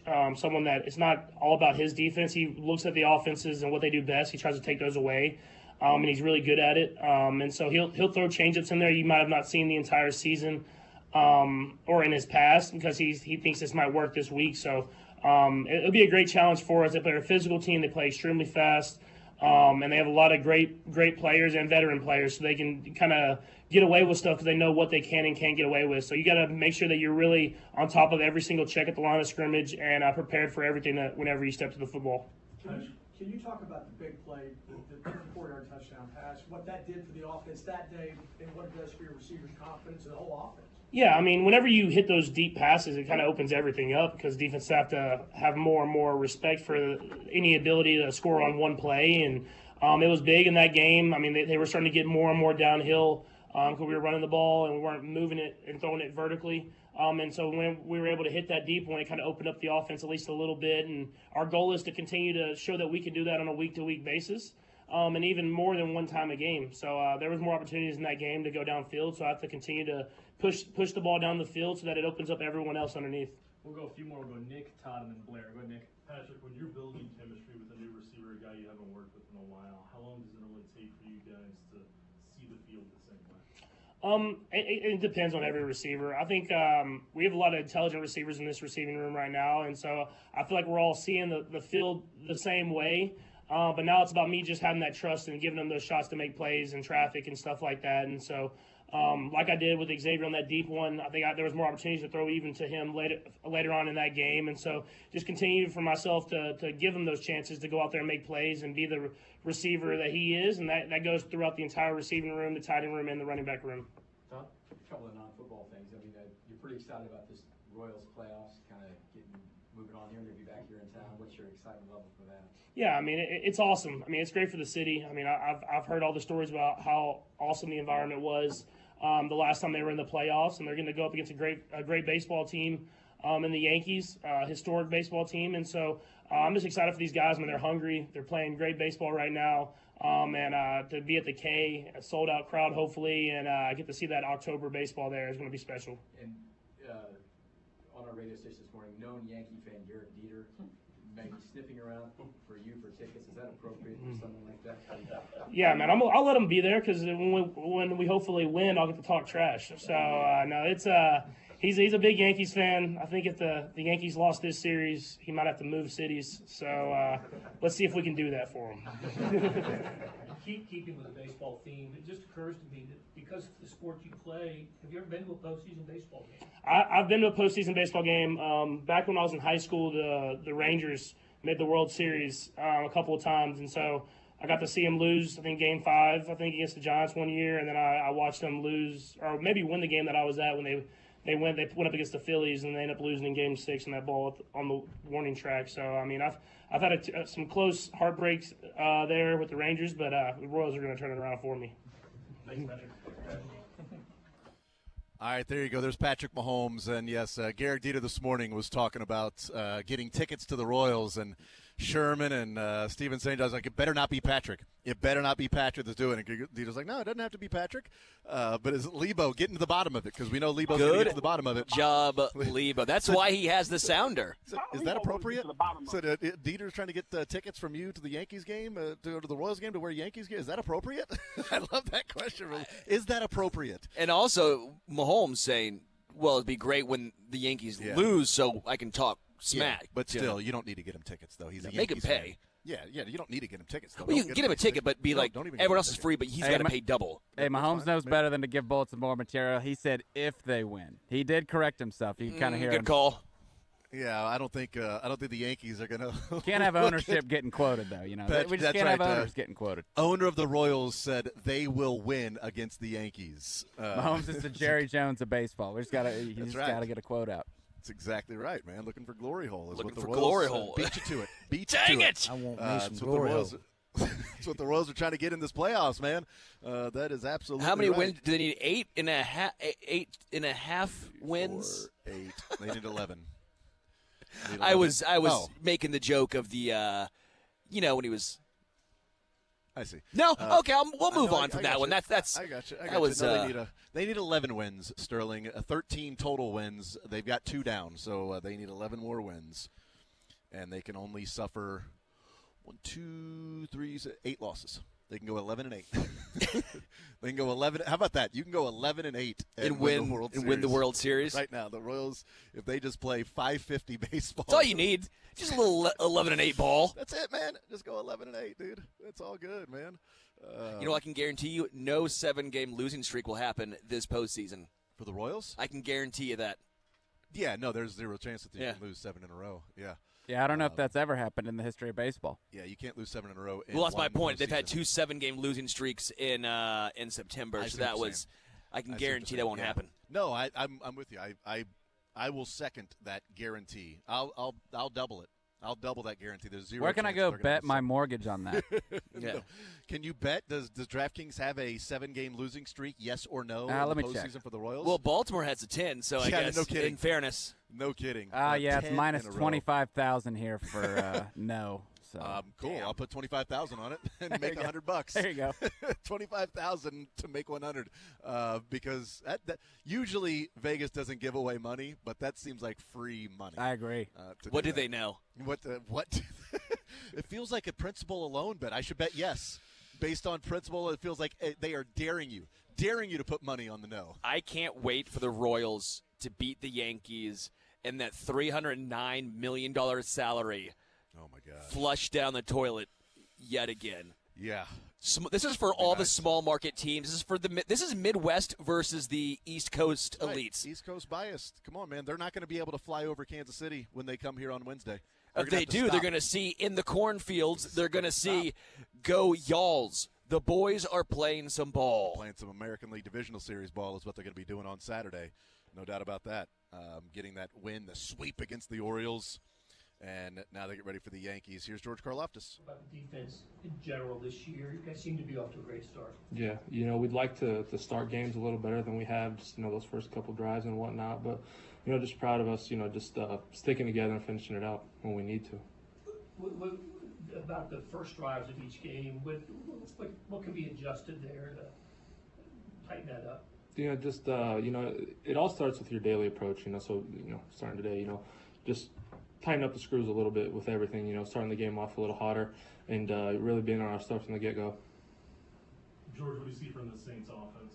We've played against that coordinator a few times. They have playmakers all over the field, starting with their quarterback, their linesman, off to a great start. Obviously, their running back, their receiver, so they're a great team. Their record indicates that and what they've done offensively. So, we'll have our hands full. Spags has a great game plan, and we'll execute it, so I think we'll be good. With the rate they're executing on first and second down, how important is it to get them in third and long? It's critical. That's going to be a huge task for us. That'll be one of the keys to the game, if you will. Try to stop them on first, second down, get them in those passing situations. And how about just the idea of being able so far to hold an opposing team's leading runner rushing to way below his average? Yeah, for us, not specifically with the teams we played, but really with every opponent we play, it's all about stopping the run. Stopping the run and then earning the right to rush the passer and getting them in that third down, that second and long situation. So regardless of who we play, stopping the run is going to be our main emphasis, our main focus. George, with how powerful Alvin is as a runner, what are the keys to stopping him and slowing him down? Yeah, he can do a lot of different stuff, both as a runner and as a pass catcher. So, we're going to have our hands full with him. It's really just playing team ball and really being disciplined and each man playing his 1/11th and executing his assignment. What kind of season is Chris Jones having? He's having a great season. He's doing everything. He's playing the run. He's getting after it in the pass rush. He makes my job a lot easier when I play next to him too. So he's off to a great start. I've never been shy to say I think he's the best defensive lineman, interior defensive lineman in the game, and he's off to a great start again. Have you guys been able to pick out a dinner spot? I know Chris was wanting dinner from. There's a few different spots. I don't know if we're going to do it in Kansas City or for an away game or whatnot, but that's in the works. Anything else? All right. Thank you, George. Thanks, guys. All right, there's George Karloftis having himself a fine season so far. But, yes, Chris Jones has been a dominant player so far this season through the first 4 weeks. And, they've gone up against Clint Kubiak a couple of times, but not as offensive coordinator. At least from George Karloftis' standpoint, he was the passing game coordinator for the 49ers last year, and then he was with the Broncos as the passing game coordinator the year before. So the last couple of years they've gone up against an offense that Clint Kubiak was a part of the coaching staff, but not necessarily the specific offensive coordinator, which is what he is this year for the New Orleans Saints. Want to let you know that the head coach press conference brought to you by Green Grass Cattle Company. You can buy their 21-day dry-aged, grass-fed, grain-finished farm-to-table beef from their Western store or online at greengrasscattleco.com. And brought to you by Robert Brogdon's Olathe Buick GMC. Robert Brogdon's Olathe Buick GMC offers unbeatable deals and a massive inventory of over 300 new Buick and GMC vehicles. Shop now at robertbrogdon.com. The quarterback press conference, Patrick Mahomes, brought to you by Xfinity X1. Easily search across live TV, on-demand sports, and your favorite streaming apps to find the best way to watch what you love. Xfinity X1. It's brought to you by Premier Volvo Cars of Overland Park, the only Volvo dealership in Kansas City where luxury and safety meet. Premier Volvo Cars of Overland Park at 75th and Metcalf or at premiervolvocarsoverlandpark.com. It's brought to you by GEHA. You could be on the 50 at GEHA Field for the official coin toss at a Chiefs home game this season. Enter to win at Chiefs.com/GEHA. GEHA, proud partner of the Kansas City Chiefs. You're listening to Sports Radio 810 WHB Kansas City. We are hanging out at the Overland Park Convention Center. It's the RV show going on today, and if you stop by before 2 o'clock, stop by the table here and register to win a 4-pack of tickets to B&B Theaters. Get some 810 swag. We got some little mini footballs and koozies as well, but the RV show going on today, tomorrow, Saturday, and Sunday. We're hanging out right next to the Trailside RV space where we were there in Grain Valley a couple of months ago hanging out and checking out all these beautiful RVs. But all of these RVs here at the Overland Park Convention Center with so many different dealers and everything. And you can get your tickets at the door, or you can go to kcrvda.com today, tomorrow, Saturday. Sunday opening up and staying open until 4 o'clock because the Chiefs are playing Monday night, so extended hours than what those typical hours would be. We will take a timeout. We'll come back, continue rolling, talk about what we heard from the press conference, and play a little bit more sound from the Royals wrapping up their series against the Orioles. And the starting rotation, at least for Game 1 and 2, is set for the Royals and Yankees. We'll tell you more about that next.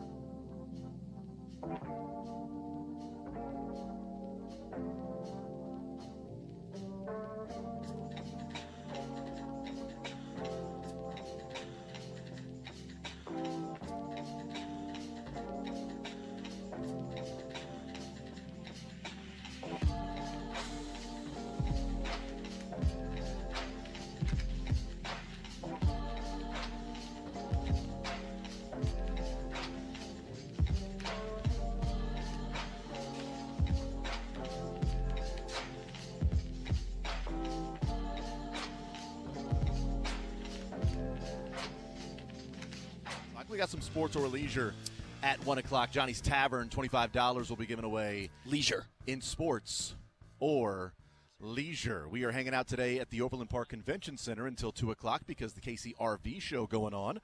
Newest RVs from the best RV dealers in Kansas City today, tomorrow, Saturday, and Sunday. We are hanging out right next to the Trailside RV section. You walk in, look to your left, and we are hanging out here. If you're going to be here before 2 o'clock, getting you registered to win four-pack of tickets to B&B Theaters. So get your 4 tickets to B&B by just simply registering, filling out the little registration form. We'll do the drawing, and then we will call and let you know if you won. You know what? There's no purchase necessary. You don't have to come here and purchase an RV to be a part of the drawing. So. And Jason will give you a hug. That's probably not going to happen, but probably not. No, but there's not. A chance. It sounds like if you're my friend or family, there's a chance I'll give you a hug. Stranger danger. You know, probably. Everyone needs a hug, Jason. Probably not going to happen. Well, sometimes, yeah, but you don't just randomly walk up to people and hug them. You know, just like Cynthia said last Wednesday, I'll be at the Chargers game. If you're a Chiefs fan and you see me, come up and give me a hug. And I said, announce yourself first. You know, that, hey, I'm a Chiefs fan. I heard you in the zone. But if you say I'm a Chiefs fan, then hug's okay, is what you're saying? Well, she said, if you're a Chiefs fan and you see me at the Chargers game, come and give me a hug. My advice was announce yourself first. Hi, Cynthia. I'm blah, blah, blah. I'm a Chiefs fan. I heard you in the zone on Wednesday. I'm going to hug you a now. hug. Yeah. I can give you a hug. And she may even open her up like, oh, come here, give me a hug. Yeah, she's very nice. Very, very nice lady. So no, I'm okay with not getting a hug. I get plenty of love at home. All right, my kids hug me. My wife, you know, watches my kids hug me. So I mean, it's all good, you know, where we are, man. But we're hanging out here at the Overland Park Convention Center, Trailside RV, where we are located here. We were there at Green Valley's location a couple of months ago. But KCRVBA.com to get your tickets to the RV show. You can also get tickets here available at the door, the Overland Park Convention Center. The extended Sunday hours due to the Chiefs playing on Monday night, so they're going to go until 4 o'clock, but we're here hanging out. 913-912-4810 is the text line to be a part of the show, part of the conversation. The update on Rashee Rice is just that he is having further tests next week. They are waiting for the swelling to go down, and they will get some further tests next week once the swelling goes down. Andy Reid said, wait and see. For his sake, we hope it works out for the best. Patrick Mahomes said he felt like that he hit Rashee, and hopefully it's not as bad because I'm the one that hit him. That is a first, Dylan, that we have ever had to hit the dump button on Patrick Mahomes talking. Yeah, it caught me off guard there, but we got it. Because we did not have Patrick Mahomes mic'd up live against the Buffalo Bills last year with Kadarius Toney's offside, so we didn't have to dump anything there. We did not have Patrick Mahomes live on the air mic'd up against the Raiders a couple of years ago when somebody woke up the wrong mother bleeper. So we did not have to dump that. We did have to dump this one when he said that he didn't notice it in the moment. He wanted to get the ball. Watching the replay, I felt like that I hit Rashee. Hopefully it's not as bad because I'm the one that hit him. Yeah, he was upset. And he feels bad. Clearly, when talking about it, when the questions were there, you could tell how bad he felt. He did not want to keep talking about it because he feels bad about it. That's absolutely. Just picking at a wound. Absolutely. And I guarantee you this, Rashee Rice is not, holding Patrick Mahomes accountable or responsible or anything like that. It's like, man, it's football. Those things happen. He's going to try to make a play. He should not have tried to make a play, right? Get out of the way. Here's the thing. If you're Andy Reid, hey, Patrick, we won't quarterback sneak you. We don't need you going and trying to make a tackle, okay? We won't even try to get a half a yard with you getting hit. We don't want you going over throwing your shoulder. And it was a great question, whether it was from Vahe or somebody else that said, you watch the replay, it's feeling – maybe a little fortunate that you throw your shot that you weren't injured yourself. Yeah, good point. That particular play, because that's the worry part. And I know there's the competitor that comes through in every quarterback. You throw an interception, you're mad, you want to go over there and make a play, but that's just that would be adding injury to insult if that happens. And just simply go the other way. Get away from it. Let the other guys make a tackle. And you know what? If they return it for a touchdown, you live to fight another day. Guess what? You get the ball right back. How about that? You get an immediate time to go and make amends and make good on that. Just don't go over there and make a tackle. But he's a competitor. I understand the instincts. But sometimes you got to fight against those instincts to go over and get yourself involved in the pile. Well, and the Chargers proceeded to score a touchdown right off that anyways. right? What No. was that? Or was that a field goal? They got a field goal on that one, and then the touchdown to Ladd McConkey. The opening drive was the touchdown because the Chiefs keep That's giving what up it was. Yeah, the opening drive was a touchdown. Yeah, because a lot of the sad fans on Reddit, Chargers fans, were complaining that the refs had to step in when the Chiefs turned the ball over for their golden boy Patrick Mahomes. They had to step in and make sure that the Chargers were knocked back and either out of field goal range or, couldn't get a touchdown because immediately with the turnover, there's a holding call, there's a fault. Of course they're going to start. So what happened the next 3 quarters when they didn't score? Doesn't matter. They never went back and replied to those things. Those were just in real time that they were feeling that. Well, we could find these guys. There's only 5 Chargers fans. We could find which 5 it was. I mean, a lot of them, by the way, on Reddit are still in San Diego.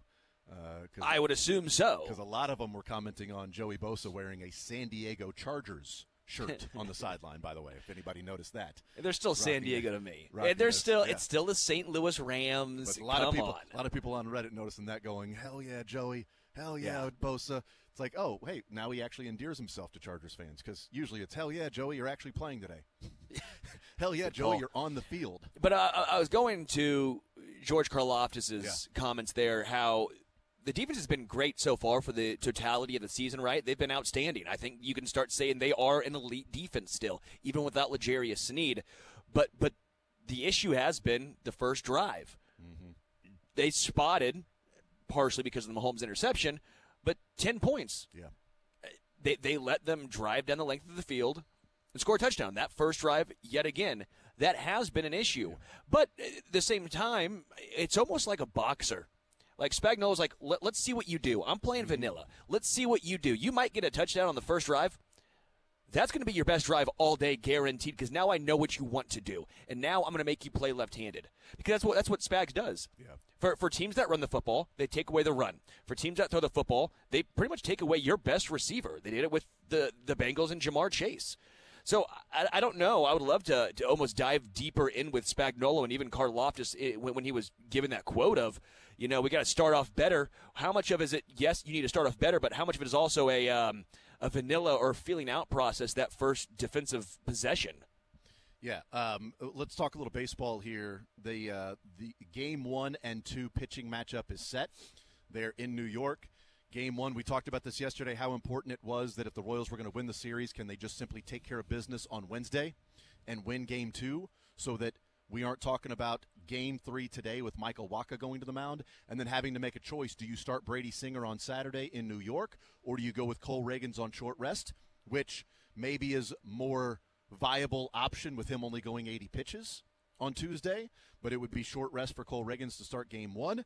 They won yesterday, so what we said would be a likely scenario. Doesn't mean it's going to be the scenario, because I do think there was at least some thought that would have needed to be given to Cole Reagans starting on short rest. But Michael Wacha will start on Saturday, and he will go up against Garrett Cole. So it'll be Garrett Cole and Michael Wacha on Saturday, and on Monday you've got Cole Reagans against Carlos Rodon. Game 3 is TBD versus TBD. I'm going to guess that Seth Lugo will be starting for the Royals. Yes. It's TBD for the Yankees. God, I wish it was the White Sox. TBD for the Yankees. It's those pinstripes. It's Luis Hill or Clark Schmidt. I believe it's TBD for them because they said there's a chance, if needed, Schmidt could pitch in either Game 1 or 2. If he needs to come in and back in. Almost like a bulk. If a Garrett Cole gets knocked out early or a Rodon gets knocked out early, they got to pull a guy, an injury, a comeback or something like that. Sure. That Schmidt could pitch Game 1 or 2. If he does that, then it would be Heel going on Wednesday against Lugo in Kansas City. If he doesn't pitch Game 1 or 2, well, then there's a decision to make for Aaron Boone as to who will be throwing for them. But because Clark Schmidt has been almost a Seth Lugo type of, where he started off in the bullpen, at least has pitched a lot out of the bullpen, and now he's a starter. I'm a little surprised Marcus Stroman. I don't know. He's healthy, correct? I know he's not been great this really season, been good, but just the veteran that they brought in, you thought Stroman might get a Stroman since August 25th, 5 innings, 3 runs, 7 innings, 2 runs, 3 innings, 5 runs, 5 innings, 3 runs, 3 innings, 1 run, 3 innings, 6 runs. Yeah, Marcus Stroman. So that probably let you know that Stroman's probably not going to pitch. And with this with the way that the rotation will set up. So going through and looking at like the divisional round dates. So ALDS, postseason, MLB schedule. So you've got Game 3 is the 9th, which is a week from yesterday. Game 4 on the 10th. Game 5 on the 12th. So Waka's going to go on the 5th. Okay. Reagan's is going to go on the 7th. Yep. Lugo's going to go on the 9th. So Reagan's could go in Game 5 if need be. So you would have – and Waka would be able to go in Game 4. So Yes. you don't have to – because they won yesterday. Correct. You don't have to pitch Brady Singer in this series either. Your rotation, because of the days off, Waka, Reagans, Lugo, Waka, Reagans. You'd get 2 starts from Reagans in this series and 2 starts from Waka. Yeah. Because of the dates from the 5th to the 12th. Right? So Waka's going to have regular rest. Reagans will have regular rest from the 7th to the 12th. You'll have the 8th, the 9th, the 10th, and the 11th off. That's 4 days rest. And then pitching Game 5 would be regular rest for Cole Reagans. So because of that, and that's the critical part, because if Reagans isn't going on, and maybe because it's Waka that they trust, maybe if Waka pitched today and they won, they wouldn't go with Singer. They would go Reagans on short rest. I don't know. Sure. But they don't have to make that choice now with Waka going, and that's because they won yesterday, got it done, and now you've set up your rotation where you can go Waka, Reagans, Lugo, Waka, Reagans. And the bullpen getting right. Absolutely. I mean, Ursig not having to go 3 games. I mean, it's huge, right? That is such a big aspect of this. There's only games 3 and 4 are back to back. Yeah. The 9th and the 10th. There's a day off between game 1 and 2, day off between 2 and 3, and a day off between 4 and 5. That Rodon Reagans start of 2 hard throwing lefties who get a ton of strikeouts. Whatever the over under on strikeouts is, you might rip the over on that one. And by the way, that also allows you to use Brady Singer in that Clark Schmidt role if you have to. Yep. Obviously, you have Daniel Lynch, but if you like a righty matchup better, then Brady could be the bulk long starter, a long reliever, I guess, if you will. If a guy struggles early, I mean, even if you go. This is playoff baseball. If a guy goes 3 innings, or let's say even like Seth Lugo, you go 4 innings, you only have 1 run, but you can tell that's a struggle. You're not putting him out for that 5th. Maybe you bring in Brady Singer in that situation to try and go 2 or 3 innings. Or again, maybe you relieve a lefty with a righty. So if Cole Reagans, you take him out. If he's got to come out early, then you go with a righty with Brady Singer. Or Seth Lugo, a righty. If he's got to come out early, you go with a lefty with Daniel Lynch. Correct. Just sort of depending on what you like about the matchups with this New York Yankees team. That's oddly enough been a better team on the road than they've been at home. And the Royals, you know what we talked about when they went to New York and they had a chance to take that series. Our conversation the next day was, what I took away from that is that moment was not too big, and there's a chance that later on in the season, in the postseason, they may have to go there, and it showed that the Royals were not intimidated. Now, it's not the postseason in Yankee Stadium. It's the regular season, but they went there, and they did not get bludgeoned by they didn't lose 10-1, 12-5, or anything like that. They hung, and they had a chance to win the series. So they now head to New York this weekend saying, 1, we know we can win. 2, our bullpen right now is so much better than it has been all year long, including either of the Yankee series. And this bullpen has just been absolutely brilliant. And Randy Gisarelli has the tweet. And Randy Gisarelli, going back to September 21st, the Royals bullpen has allowed 15 hits and 1 earned run in 40 innings. 40 innings, 1 earned run. 40 innings, 15 hits, 1 earned run. 15 hits might be even more impressive. Yeah, no earned runs in this series against the Orioles. Shut down baseball, getting out of jams pitching by this bullpen. I tweeted out yesterday that I'm not saying the bullpen looks like 2014 or 15, but it seems blasphemous because that bullpen was so amazing. But we look at the numbers. This bullpen's their numbers in terms of effectiveness and some of the advanced analytics are better. In the month of September. Yeah, that's right, exactly. No, that's right. And from September 21st in the past. No, September 1. I thought you said September 21st. No, just from September 1st. In the month of September, when they started turning it around, in the month of September, looking at somebody had the tweet of the numbers for the Royals bullpen in 2014 and 15. Yeah. Those 2 years from September through the October run. Here were the numbers for that, and here's what the Royals are doing. Sure. And it's like, oh my God, they're actually pitching. The numbers are a little bit better. But a lot of those, you're talking about playoff baseball. Yes. That's happening. So, 100%. But what they look like right now is a team that says, no, it's a strength now. It's not a weakness, and oh my God, clutch your, hold on to your skivvies. Yeah, hold on to your seats. Hold on. I didn't want to, say anything that was going to get me on the cuts or a curse, but hold on because the bullpen's out there. Can they just find a way to make it through? You can hold into a lot of things, Jason. I know, but what was going through my mind was different. So, hold on to your butts. Here we go. So water. Yeah, hold your water. I don't know. Who knows? Just hold. Just hold, William Wallace. They have been a bullpen that has been, please don't blow it, to, oh, sweet, they're going to the bullpen. Cool. Yeah. Cool. Because Sam Long looks great. Angel Zerpa looks great. Schreiber's back from the IL. Looks great. Bubic, a little shaky. Yeah. But, I trust him out there.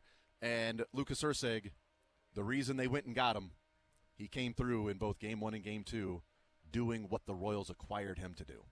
That's all you want. We'll take a timeout. We'll come back, continue rolling more zone next.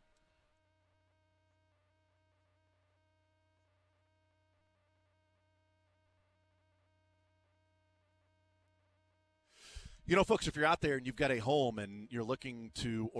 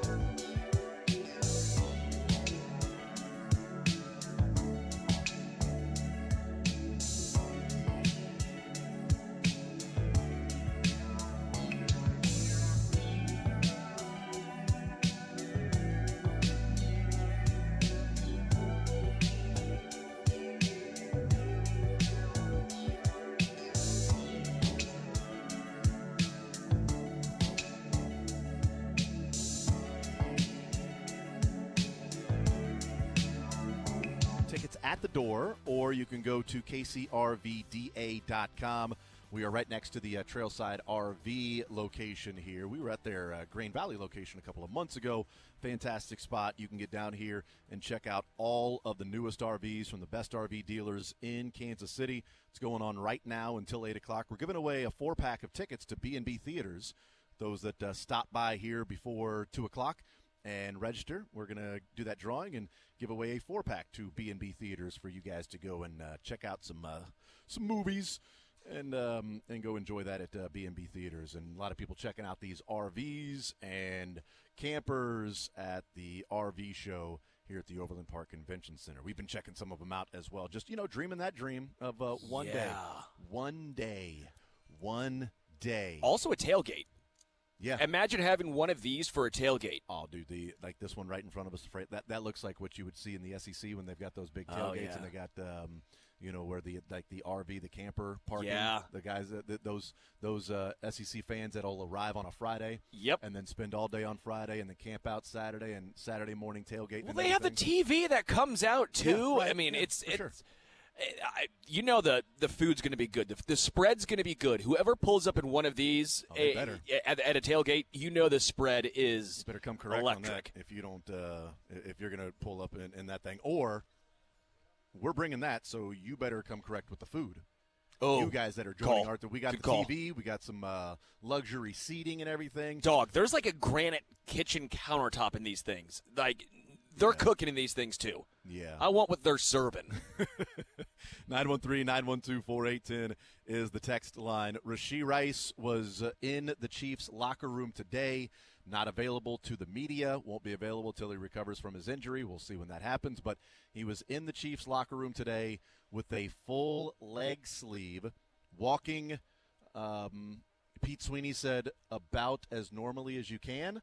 No crutches, nothing like that, no brace, just with a full leg sleeve on that right leg.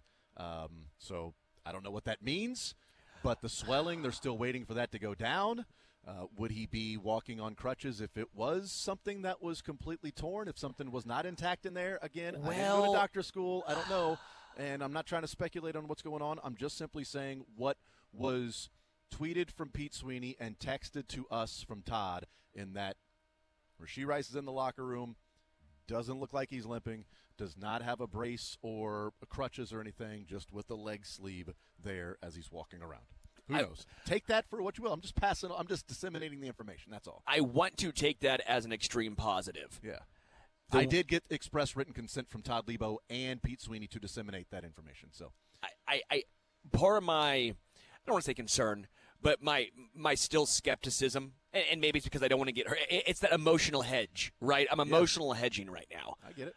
I've had friends who have torn their ACLs, and they're able to walk. Yeah. And they walk completely fine. Yeah. They've been able to golf, right? That you can golf sometimes. Yeah, his name's Tiger Woods. You're not friends with Tiger. I'm not friends with Eldrick. It's the lateral movement. It's the side to side. It's not going forward back. Mm-hmm. And so that's my skepticism here of you can walk normal, but I'm emotionally hedging right now because I don't want to be let down. It was why I was so thrilled when Vinny was able to actually bat third, right? That's my emotional hedge. I get it. Don't hurt me. Let me be pleasantly surprised. Well, you know don't overpromise and underdeliver. Underpromise and overdeliver. Yeah. Look, Dylan and I, and Mick as well, had Vinny on the wild card roster and starting and playing, batting third. So we had that. Les Norman had that. And Les had the Royals winning in 2 games. He had the Royals sweeping the Orioles. Who would think our baseball guy who played Major League Baseball knows more about baseball than us? No, that's shocking. What are you talking about then? Don't shocking. What, you got a mouse in your pocket? Dylan and I and Mick had Vinny. I do have a mouse in my pocket, yes. Because if you give a mouse a cookie, it stays with you. But you're saying us, as in like, no, I'm not in that group. I told you I was emotionally hedging. I told you this. You can hedge your argument now too, all you want. Shout out Les Norman too with the call of the sweep of the Royals. He was confident. He was so confident. Yep. Absolutely. Let's take a timeout. We'll come back. We'll continue rolling and wrap up this hour hanging out at the RV show, Overland Park Convention Center. And then, of course, we got some sports or leisure coming up in the 1 o'clock hour presented by Johnny's Tavern. More Zone next.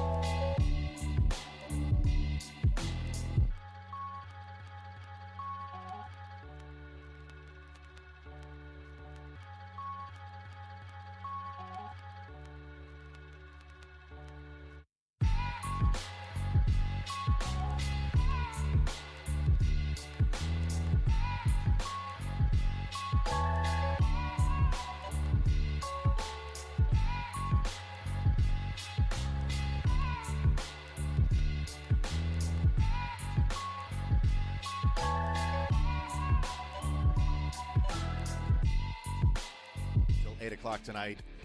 Tomorrow, Saturday, and Sunday as well. You can get your tickets at the door or go to kcrvda.com, the newest RVs from the best RV dealers in Kansas City.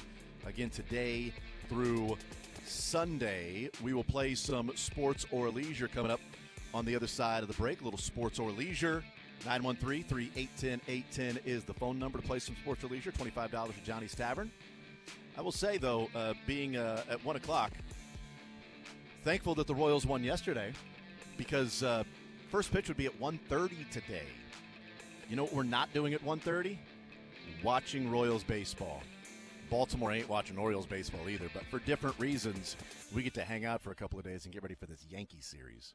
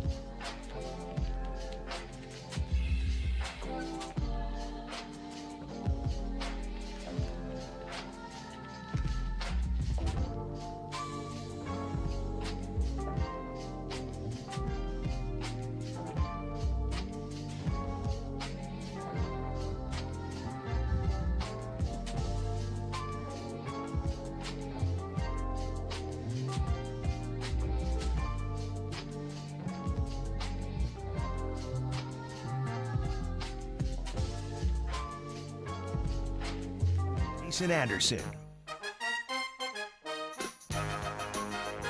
Yes, it is time to play a little sports or leisure. 913-381-810 to play. 913-381-810. First in, first on to play some sports or leisure. We're hanging out at the KC RV Show. It's the Overland Park Convention Center, our location today.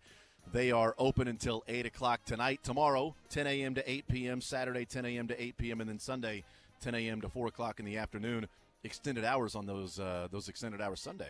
The Chiefs not playing until Monday night. Newest RVs from the best RV dealers in Kansas City. Some great promo prices, show prices that are here as well. You can get your tickets at the door or go to kcrvda.com. So I was walking around. Good for you. And, trying to stay in shape for the wedding weekend. Get your steps in, really make sure. I figured that everyone knows if you just walk a little bit 2 days before your wedding, you're going to look good. Look, you're just like a boxer trying to make weight. Just cutting down on weight. Yeah, so I got pants 2 sizes too small to make sure I could fit in them to look good for the wedding. So we'll see. Sense. It's going to be a great surprise. Sterling will be the one that will pass out at the altar while can't breathe, giving his vows. There is a legitimate RV, but it doesn't have the motor. So you got to haul this thing that is larger, I think, than a semi. There were multiple bunk beds, multiple bathrooms, multiple living areas in this place.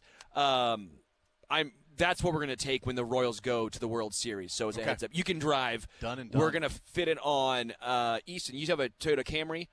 We'll put it on the back of a Camry, and we won't be able to go anywhere probably because it will not move. But I found the RV we're going to take. So that's fine. All good.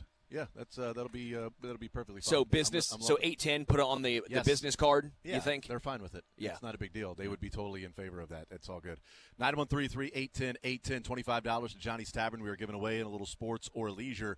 First in, first on. How you play? You give us a call. You get a sports question. You get a leisure question. You get them both right. You win. Either of them wrong. Sorry, you lose. Out. The question, though, would be available for someone to call in and request if they know the answer to it. We give out the answer when it is answered correctly or we have simply run out of time to play. And as I mentioned, thankfully that the Royals won yesterday because we don't have to watch Royals baseball today at 1:30 because that would have been first pitch today at 1:30 for the Royals and the Orioles. But we don't have to do that. I want to watch Royals baseball. I just didn't want to watch it today after they won on Tuesday. And that's exactly I what wanted happened. to play sports or leisure. And I wanted to play a full hour of sports or leisure. That was the main thing. Hey, Lugo and the Royals, can you come through on Wednesday so we can play a full hour of sports or leisure? Not to get it done to have Waka ready to go on Saturday in Yankee Stadium in the American League Divisional Series and not have to worry about a do-or-die game, an elimination game. You don't have to worry about those things. No, not because of that.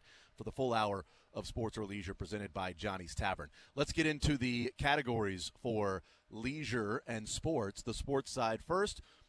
We have 2014 postseason specifically, and then we have the Royals World Series questions as well. So Royals World Series in 14 and 15, and then we have a category specifically about the postseason run in 2014. So it's Royals and playoffs, the 14 and 15 seasons today on the sports side. What about on the leisure side? We are bringing back one-hit wonders with sexy. a comeback.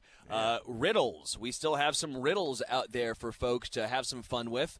And we'll go with NFL mascots for the third one. We'll do NFL mascots, riddles, and one-hit wonders. Great. Love it. That sounds awesome. Those are the categories.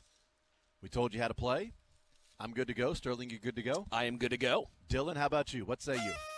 Yeah, all right. He's feeling good today. That's right. It's a Royals win. It's a sweep of the Orioles. They're playing the American League Divisional Series. No sad feelings around here, baby. You got a 4-0 Chiefs team. You got a sweeping team for the Royals. We got a story that I meant to pass along earlier from Eric Hosmer talking about Gerard Dyson. If you did not see that as to why he went from Zoom to Broom. That we'll tell that story in a little bit. But we are good to go now. Let's go ahead and get this thing started. Let's get the party started here. And we started out with Greg leading us off with a little sports or leisure.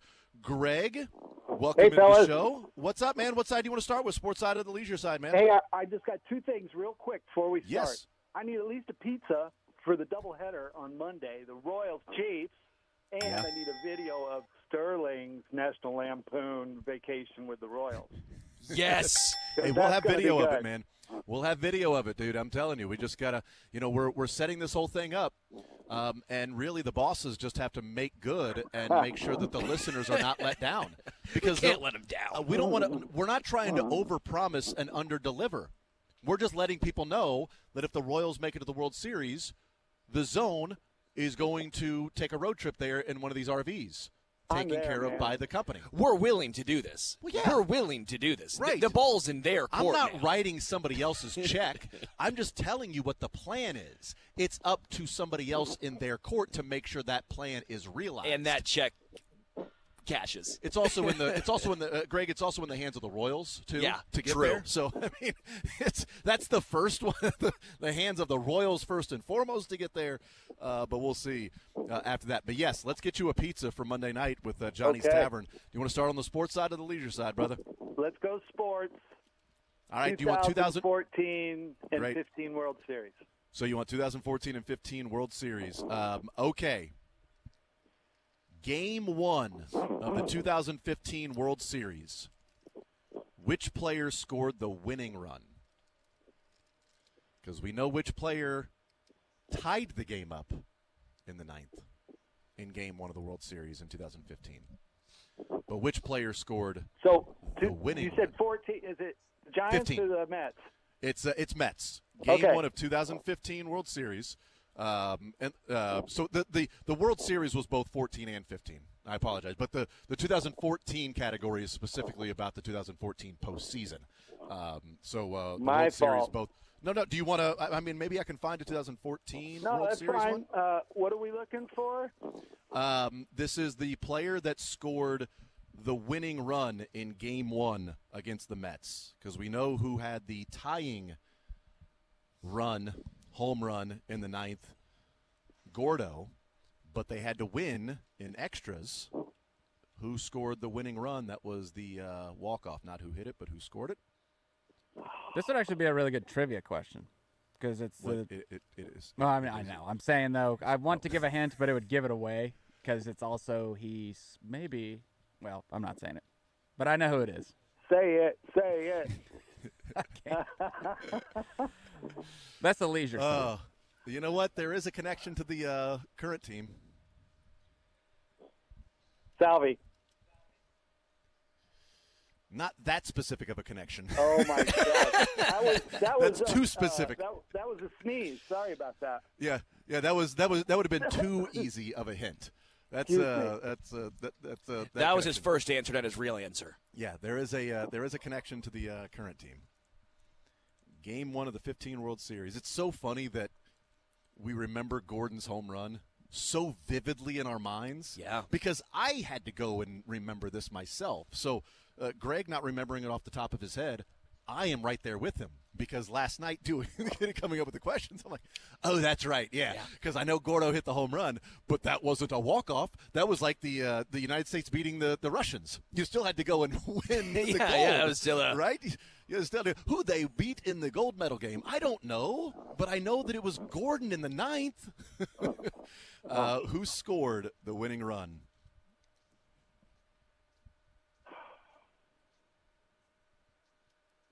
Alcides Escobar.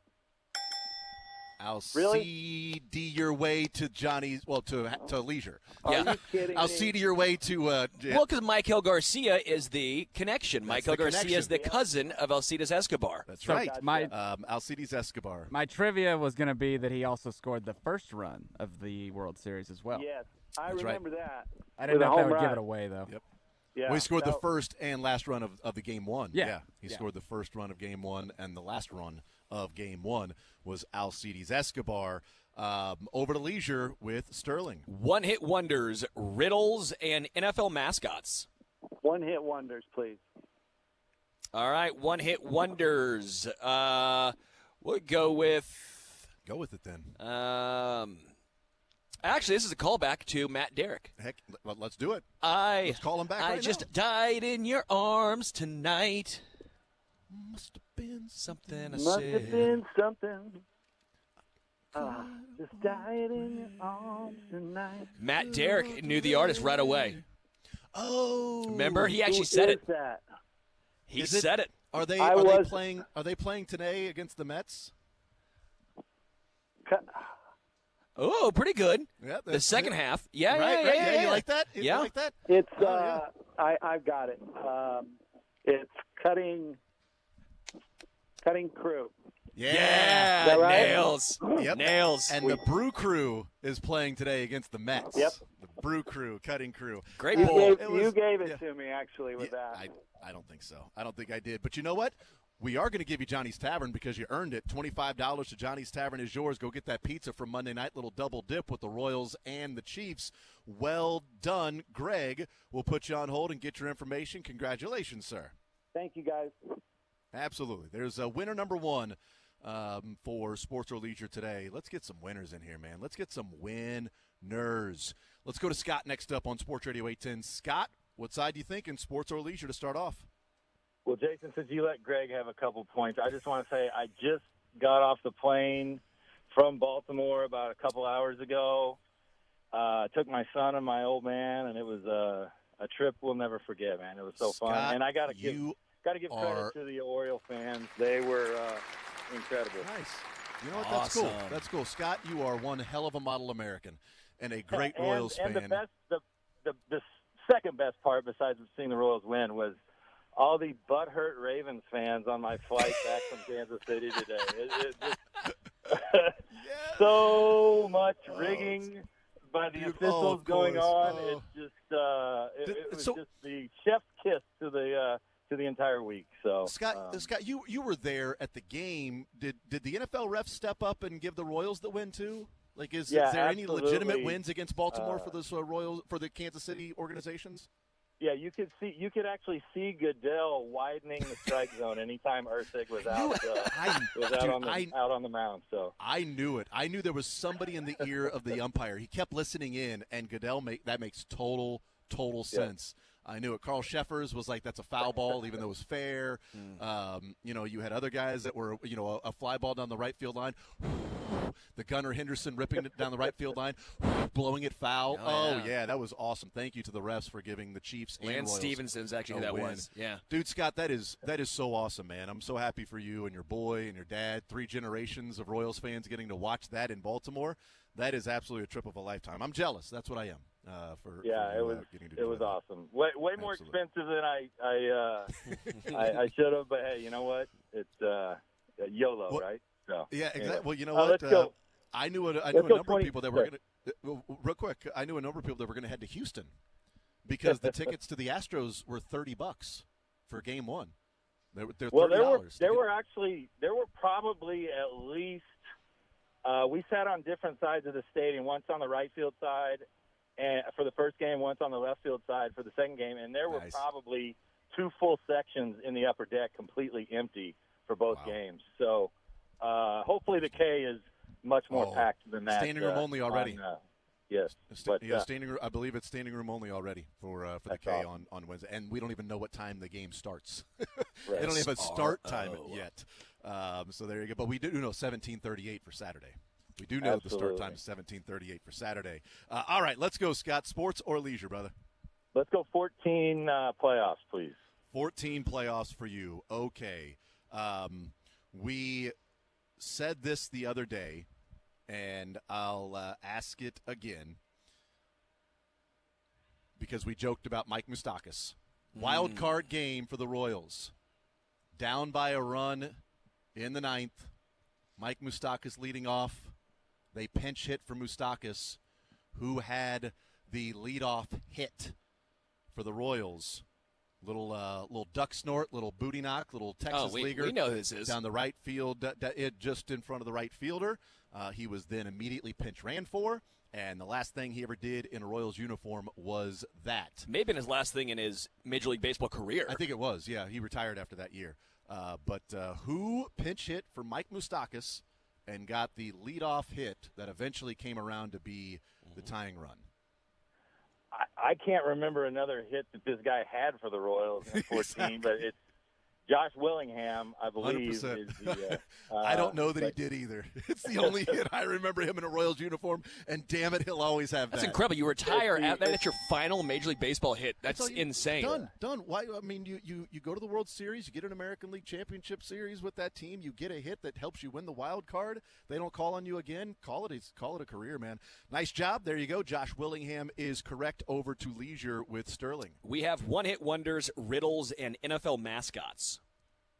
Sterling, you got me on one-hit wonders last time I called, so I'm up for a challenge again, but not too hard, okay? Okay. Give him like a 7 on a skit. Last week he gave him a 10. He doesn't want a 3. Give him like a 6 or 7. Okay, I'll give you one right here. Give him. Inside Out, really popular in the late 90s, early 2000s. Not sure. Chris Cross told me that Inside Out was wiggida whack. Oh, is that ABC, Another Bad Creation? No. Okay. I would swallow my right. pride. I would choke on the rinds, but the lack thereof would leave me empty inside. Swallow my doubt, turn it inside out, find nothing but faith in nothing. Oh, okay. Man. Yeah, I know the song. Yeah, but I burn have no like a idea wicker the cabinet. I mean, I know tomorrow is the day before the Yankees and Royals series. Released in 1998. The day before. You know, sometimes when you say the day before, it's sort of like this of that particular date. If you remember the song "Blow Your Mind," there was a rapper who she had a song whose name is the same, but you add a number at the end of it. Yeah, I was going with more the day before something. You get what I'm saying there, right? That actually is a good pull. That's a pretty good pull, you know, Jason. Dude, the I'm day just- before has a I specific name. Absolutely no idea. Oh, Better than Ezra. Christmas. Don't know, man. Exactly. What happens before Christmas? That's the day before something. Yeah. That's Oh, the day Eve before. 6? Yeah, Eve 6. All right. That's what I was saying. The Friday is the day before the Yankees series. We would call it the ALDS. If you pull a better than Ezra pull, I got to at least throw you a line for Eve 6. If you know better than Ezra, you're good with Eve 6. I don't know who you knew it. I don't know who Ezra is, but if he plays on a Baltimore team, we know damn well we're better than Ezra. That's for sure. And you are getting Johnny's Tavern, brother. Scott, congratulations. Well done. I'm so glad that you came back victorious from Baltimore, and sounds like you had a lot of fun, and now you get some Johnny's Tavern along with that. We'll put you on hold. Congratulations, man. Thank you, buddy. Absolutely. There's another winner. How about that, dude? How about that trip? That would be jealous. A pretty awesome trip. 3 generations of Royals fans and Scott's family, and they were there in Baltimore. Both games. He said sat on the right field side, game 1, sat on the left field side, game 2. And, by the way, the Royals tweeting out, and then I think Bobby, MJ, Isbell, Salvi all retweeting the Royals fans behind the third base dugout chanting, "Let's go Royals." Yeah. Let's go. Which is pretty awesome, man. Really, really cool that was the case. You had, in L.A. at SoFi, that thing was a home game. Did you see and we'll get back to the calls here in a second, but did you see the view from the end zone angle of Patrick Mahomes' throw to Xavier Worthy, 54-yard touchdown? So it shows, from the end zone, Mahomes throws it, it follows the football, right, to Xavier Worthy. There is nothing but red in the entire stands. And it's the field sound, so when he catches it, it's just a roar. And like, oh, that was a road game. It was not a road game. That was a home freaking game. And I know there were plenty of Royals fans there in Baltimore as they were chanting, "Let's go O's." I was screaming, "Let's go home. Let's go home." All right, Andrew next up on Sports Radio 810 WHB. Andrew, sports or leisure, what side do you want to start with? Let's try 2014 postseason. 2014 postseason. All right.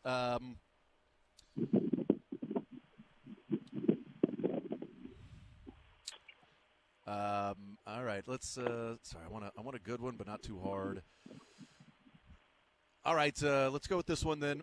4 players got to save that postseason run for the Royals. Oh, excuse me. No.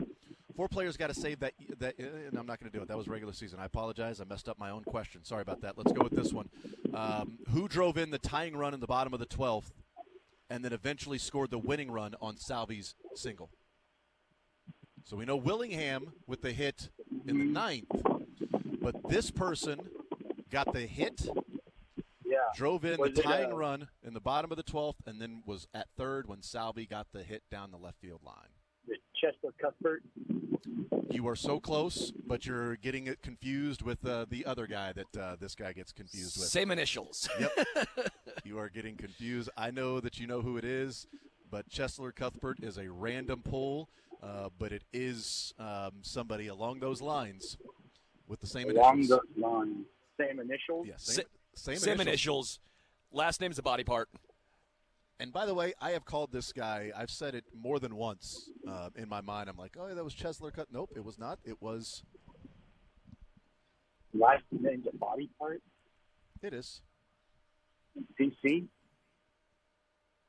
Same Or initials, CC, as, yeah. same Yep, initials CC. as Chesler. Got to get it Same checked initials as once you hit a Chesler certain Cuthbert. age. CC. Christian Cologne. We said. Yeah, there you go. There you go. Yeah, not Chesler Cuthbert, Christian Cologne. Yes, Call it. Hey, Oh, believe my me. gosh. Dude, I hey. honestly thought of Coco Crisp, and I was like, he wasn't, I couldn't get it out of my head. Dude, if you'd have said Coco Crisp, He I don't actually know that played that I game, though. Coco Crisp played in that game. I don't know that I for would have the given you a A's. third guess if you'd have said Coco Crisp. I think that might have been it. Actually, we were looking for Milton Bradley. Sorry about that. We needed Milton Bradley as the answer. But, yeah, Christian Cologne. And there have been plenty of times in my mind I've got ready to say Christian Cologne, and I've said Chesler. Nope, Christian Cologne. Or in my mind I was getting ready to say Chesler. I'm like, no, it's Christian Cologne. So I get that. On to leisure with Sterling. One-hit wonders, riddles, and NFL mascots. Oh, let's try Riddle. All right. I sometimes run, but I can't walk. What am I? Water. I'll count that. I will Yeah, count it, honestly, too. I'll count that. It's I'll not count it, too. the correct answer of what I was looking for, but that's also a correct answer. My guess would have been a nose. It's a nose. A nose. But I was going to say nose, but then he said water. I'm like, well, running water obviously works too, so you're because correct. If water didn't run, then how did Ricky Waters get his nickname? Exactly. Drew Waters definitely walks. Mm-hmm. But it was Ricky running Waters. Yeah. So We'll count it. I like it. Water Andrew, was even better. Andrew, sports or leisure winner for you. Johnny's Tavern, $25 for you as well. We'll put you on hold. Congratulations, sir. Thank you very much. Absolutely. There's another winner. We continue playing some sports or leisure. 913-381-810. We will take a timeout. We're hanging out at the Overland Park Convention Center. It is the RV show going on today, tomorrow, on into the weekend, Saturday and Sunday. The newest RVs from the best RV dealers in Kansas City. We're hanging out next to the Trailside RV location. We were in Grain Valley a few months ago at the Trailside RV location, and they've got so many beautiful RVs here, but obviously some of the best RV dealers in Kansas City, some showroom prices, these RV show prices, discounts. It's here this weekend. You can go to kcrvda.com to get tickets. You can also simply show up at the door.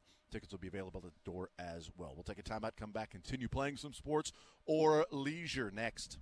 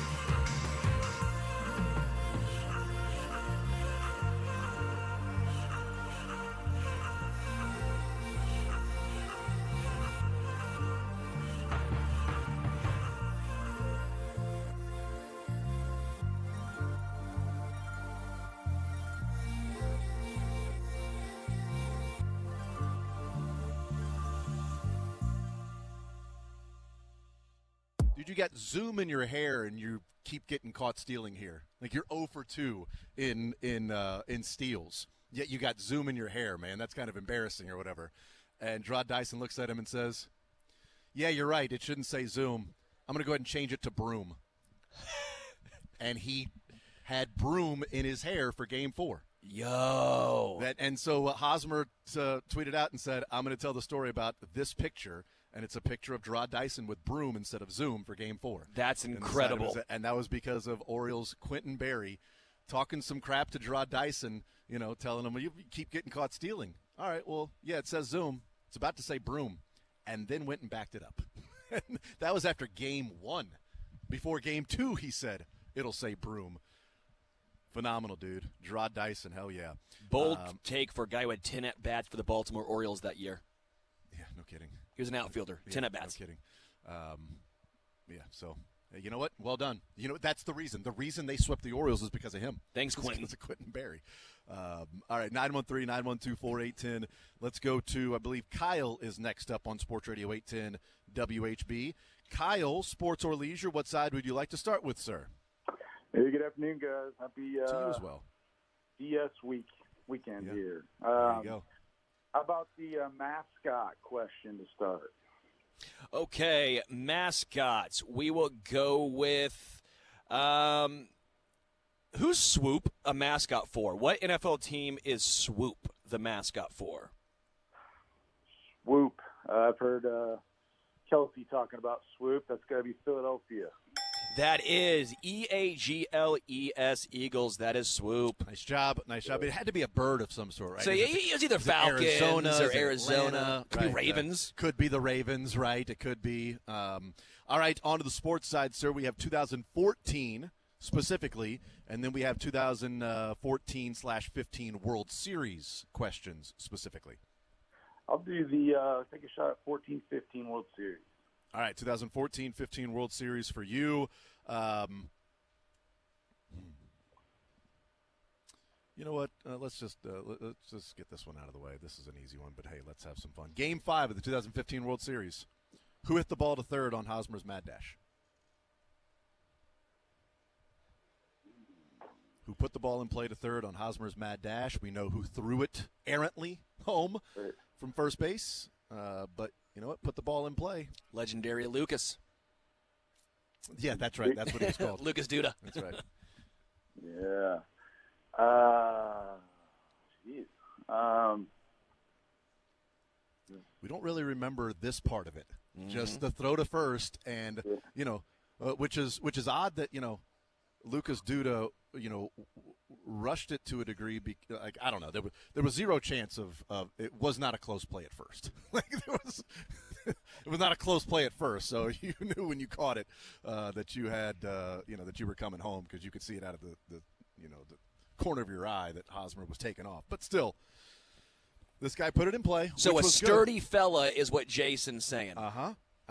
And at times in his career, you've been surprised that, every once in a while he did put that ball in play. But he pulled it because that's what he was going to do anyway.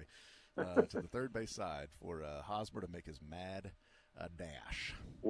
I don't know, but I'll take a shot at, was it Morales? It was not Kendrys Morales. It's a close guess, though. Yeah, it was not Kendrys Morales. Kyle, thank you for playing, man. I appreciate it. 913-381-810 is the phone number. 913-381-810. Dylan told us the phone is frozen, so give him a second. Dylan, what are you doing? Why is it so cold? It's not even that cold outside. Yeah, My it seems goodness. crazy that it's frozen. We got a full board. People that have been waiting online are on hold, I should say, to join the show, to play a little sports league. You know what? This would have been a perfect time to tell the Hosmer story. Yeah, this is why you save it. You always got to keep something in your back pocket. I mean, I did. I had it in my back pocket, but I'm like, I better use it now or else it's going to stay in my back pocket until tomorrow. He really did. He brought up note cards. It was in his back pocket. It was a wild move by Jason. Yeah, it's sight words that I'm studying right now with my note cards. I think for my vows for my wedding, I might just put a CVS, write it. You know how everyone writes your vows so you can. Well, if you write your vows, are you going to write your vows? Yeah, I did. I've already wrote them, but I need to write them down in a little notebook so I don't. It's touching. So you guys have written your vows, and You don't have them written down? You are I have mine memorizing actually on them? my. Well, no. Are you going to read from it? Yeah, I'm going to read from I it. see. Okay. What do you think? I'm an actor. I'm not going to memorize stuff. But I should maybe I'm not going to on a CVS, a receipt because it's long enough. I could actually. I see what you're saying. I could pull that out. Like, sorry, I was very unprepared as I roll down this 12-foot long receipt from CVS. Now I follow. Yeah. Now you get what I'm. The longest receipts in the history of receipts. Yeah. Yeah, you're right about that. You could have a 5-hour shopping spree in a sporting goods store for 5 hours, and that receipt wouldn't be longer than if you got aspirin from CVS. A third. That's it. Just aspirin from CVS. All right, we go to Avery is next up on Sports Radio 810 WHB. Avery, sports or leisure? What side do you want to start with? Do you have a Drew Butera question out there?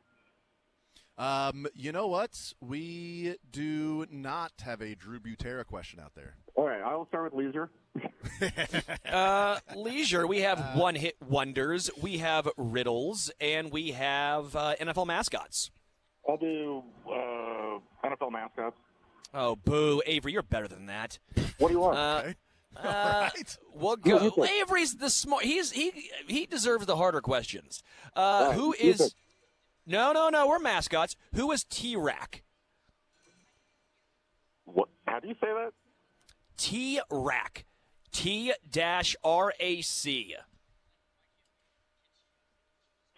Oh, like raccoon. Yes, correct. Oh, wow. Okay. The Tennessee Titans raccoon. That is the Tennessee Titans. They are the T-Rack as in T-Raccoon. Nice job. I had no clue about T-Rack. Yeah, that was the hardest mascot, so congratulations. That was a good one, Avery. It's so weird. Why would they be a raccoon? That's so weird. I mean, I'm not a big fan. Well, there's a lot of trash in Tennessee, and they're trash bandits. Yeah, Their team is trash. I think the mascot should be directly connected to the actual team nickname, okay? Like Casey Wolf. It should be directly connected there, all right? Not some raccoon for a Titan. Ridiculous. On to the sports side we go. We have 2014 postseason, and we have 2014 and 15 World Series questions. Is Alex Rios? What about him?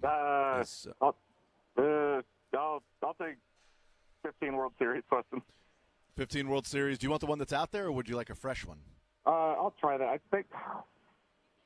Okay, so we said Game 5 of the 2015 World Series. Who hit the ball to third on Hosmer's mad dash? We said I'll guess Alex Rios. Alex Rios is incorrect. Avery, no, it's a sturdy right-hander. Incorrect. Alex Avery. Rios is right-handed, but I don't think of him as a sturdy right-hander. I even had Avery's envelope filled out here. That's shocking. Wow. Wow. Avery, we'll get you next week, too. Okay, love you guys. Hey, see, Avery, you got to go. You got to go. Hey, you know what, Sterling? Look at you. That's not too bad. Thank you. Nice job, Sterling. Sterling stepping up, trying to give himself a Rex impression. Oh! 9133-HN is the phone number if you want to be a part of the show. Dylan, who do we have next? I know the phones froze, so I think it hung up on everybody. So did it? So what happened is when the phones froze, it hung up on froze, everybody, but right? no. They it kept everyone. Some people dropped. I think they got got ahead scared? of something that. Yeah. Okay. But John is up next. He's been waiting. Because we had Dominic and Ben and a couple of other people. John, sports or leisure? What side would you like to start with, sir? Well, I'd love to start with the Salvador Perez mad dash question, if I could. Yeah, let's see if we got one of those. Okay. Whoa, Dylan. Hold on. I got to make sure we have one of those first. Okay, here we go. Yep, great call, John. Here, we do have one of those. Game 5 of the 2015 World Series. Who hit the ball to third on Hosmer's mad dash? Oh, my little friend Salvi. Salvi, that is correct. Well done. What are the odds of you asking for that specific question and us having it? I That's tried crazy. very hard to help people. A sturdy right-handed bat. And that's what I said. Who's the most sturdy guy you can think of that plays baseball for the Royals over the past decade? And outside of Kendrys Morales, and but he's switch. And He's I a switch said hitter. It was not a close play at first. This guy pulled the ball, which you knew he was going to do anyway. Yep. And he didn't strike out, which is also good because he's been known to do that as well. So, yeah, there you go. Salvi hits the ball for Hosmer's Mad Dash, and John heads to leisure with Sterling. We have riddles, we have one-hit wonders, and we have NFL mascots. Oh, every fiber of my being is telling me to go with the riddle, but I think I'll go with the NFL mascots. All right. They actually have two mascots for this team. They have Miles, and they have Thunder 2. I feel bad for Thunder 1. Well, I mean, maybe Thunder 1's in a better place. Thunder 1 might be in a farm. a Thunder better 2 and Miles. So that would be the nasty bunch from Denver, right? The Mile High. That's correct. Well done. They are a nasty bunch, and they are from Denver. That's right. The thundering, herd of Broncos? Yeah. And then also the miles, because it's a lot of feet. Yeah, miles high. A lot of feet high. John, we'll put you on hold. Get your information. Congratulations, sir. We are just giving out winners. It's like, you know what? It's like we're Baltimore, and every single contestant is from Kansas City. They just keep winning and winning and winning. Nothing we can do about it. 913-381-0810. Let's bring in Joe to the game of a little sports or leisure. Joe, what side would you like to start with, sir? Let's do one-hit wonders, and I am turning 50 tomorrow. Hey, happy birthday, Joe. Yeah, I'm what they call a mediocre lawyer. All right. Fantastic. Okay, I'll give you an 80s one then, all right? I'm pretty good. I'll give you 80s. Okay, we'll go 80s. Okay. I'm not a fan of this song necessarily, but it was a really big one in the 80s.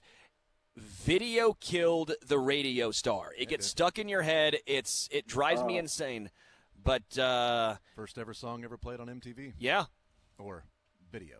Yeah, video killed the radio star. Yeah. It certainly did. Came out in 1980. Yeah, that's pretty brutal. Any hints? I don't know how to pronounce that. I think I can get Is that it. a U or an Let me try and think. I think of it as it used to be a chip that you'd put on your fingers, Right. Okay, and you would eat. You know, Jason knows what I'm talking That's about. what I was asking if it was pronounced U or Yeah. that particular vowel. Not your vowels that you're writing for your lovely bride. You'd put the little, you know what I'm talking about. So mad. Oh, yeah. Cold yeah. Gomez on You just this put them on the thing. end of your finger to look like which fingers? It's also close to what we call a team that's a rival in the AFC that we don't like. Yeah, but that's for the Yeah, that's more of the for U. Yeah. Uh-huh. Ooh-hoo. All right, what do you say? If Throw I a dart? wasn't, video killed the rate. Kajagoogoo is all I could come up with, but No, that is incorrect. That too is shy. incorrect. Joe, happy birthday, man. Thank you for playing, All right, brother. man. Absolutely. 913-381-0810 is the phone number. We need to take a timeout. We'll do that right now. Come back, wrap up the show, hanging out at the Overland Park Convention Center. It is the KCRV show going on today through Sunday, 4 o'clock. More Zone next.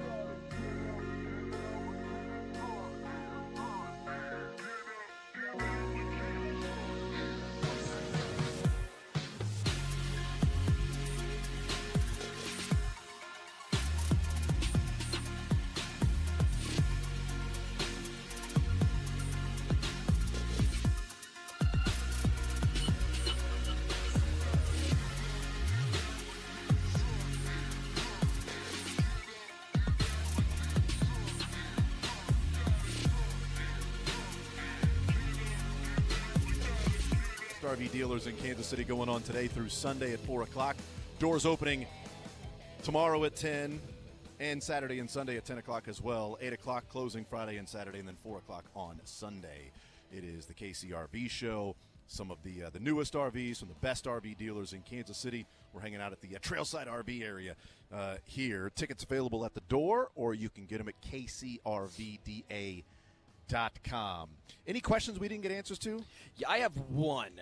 Video killed the radio star. Do you know this? Yeah, the Bugles. Yes. The Buglers. Buggles. It's the hint I thought was pretty good. The chip you put on your fingers when you were a kid and you would like eat them like they were, yeah, like cones. Did I have any out there that I did not get an answer to? I don't know. Yeah, you had easy questions. That's why. I know we got the Salvi one. We got the Alcides one. We got the Christian Cologne one. We got the Willingham one. So, yeah, I think we got 4 winners. So, I think I think those were all the questions that were out there. We got answers to them. So, there you go. If you are just joining us, Andy Reid saying earlier in the day that everybody's practicing today except for Rashee Rice. Now, there was some talk about Kareem Hunt and a shoulder injury. He will at least practice today, so that would be at worst, he'd be limited practice. Hopefully it's a full participant, but Clyde Edwards-Helaire, the 21-day window of taking him off the DFI pup, whatever you want to call it, they have opened that up for Clyde Edwards-Helaire. They have 21 days to activate Clyde Edwards-Helaire to the active roster. Andy Reid said Rashee Rice, they are going to continue to wait and see. They have to let the swelling go down. He will get further tests next week once the swelling goes down.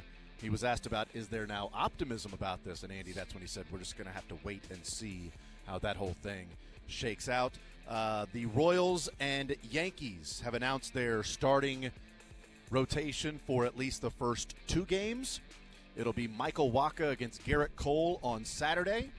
It'll be Cole Reagans against Carlos Rodon on Monday.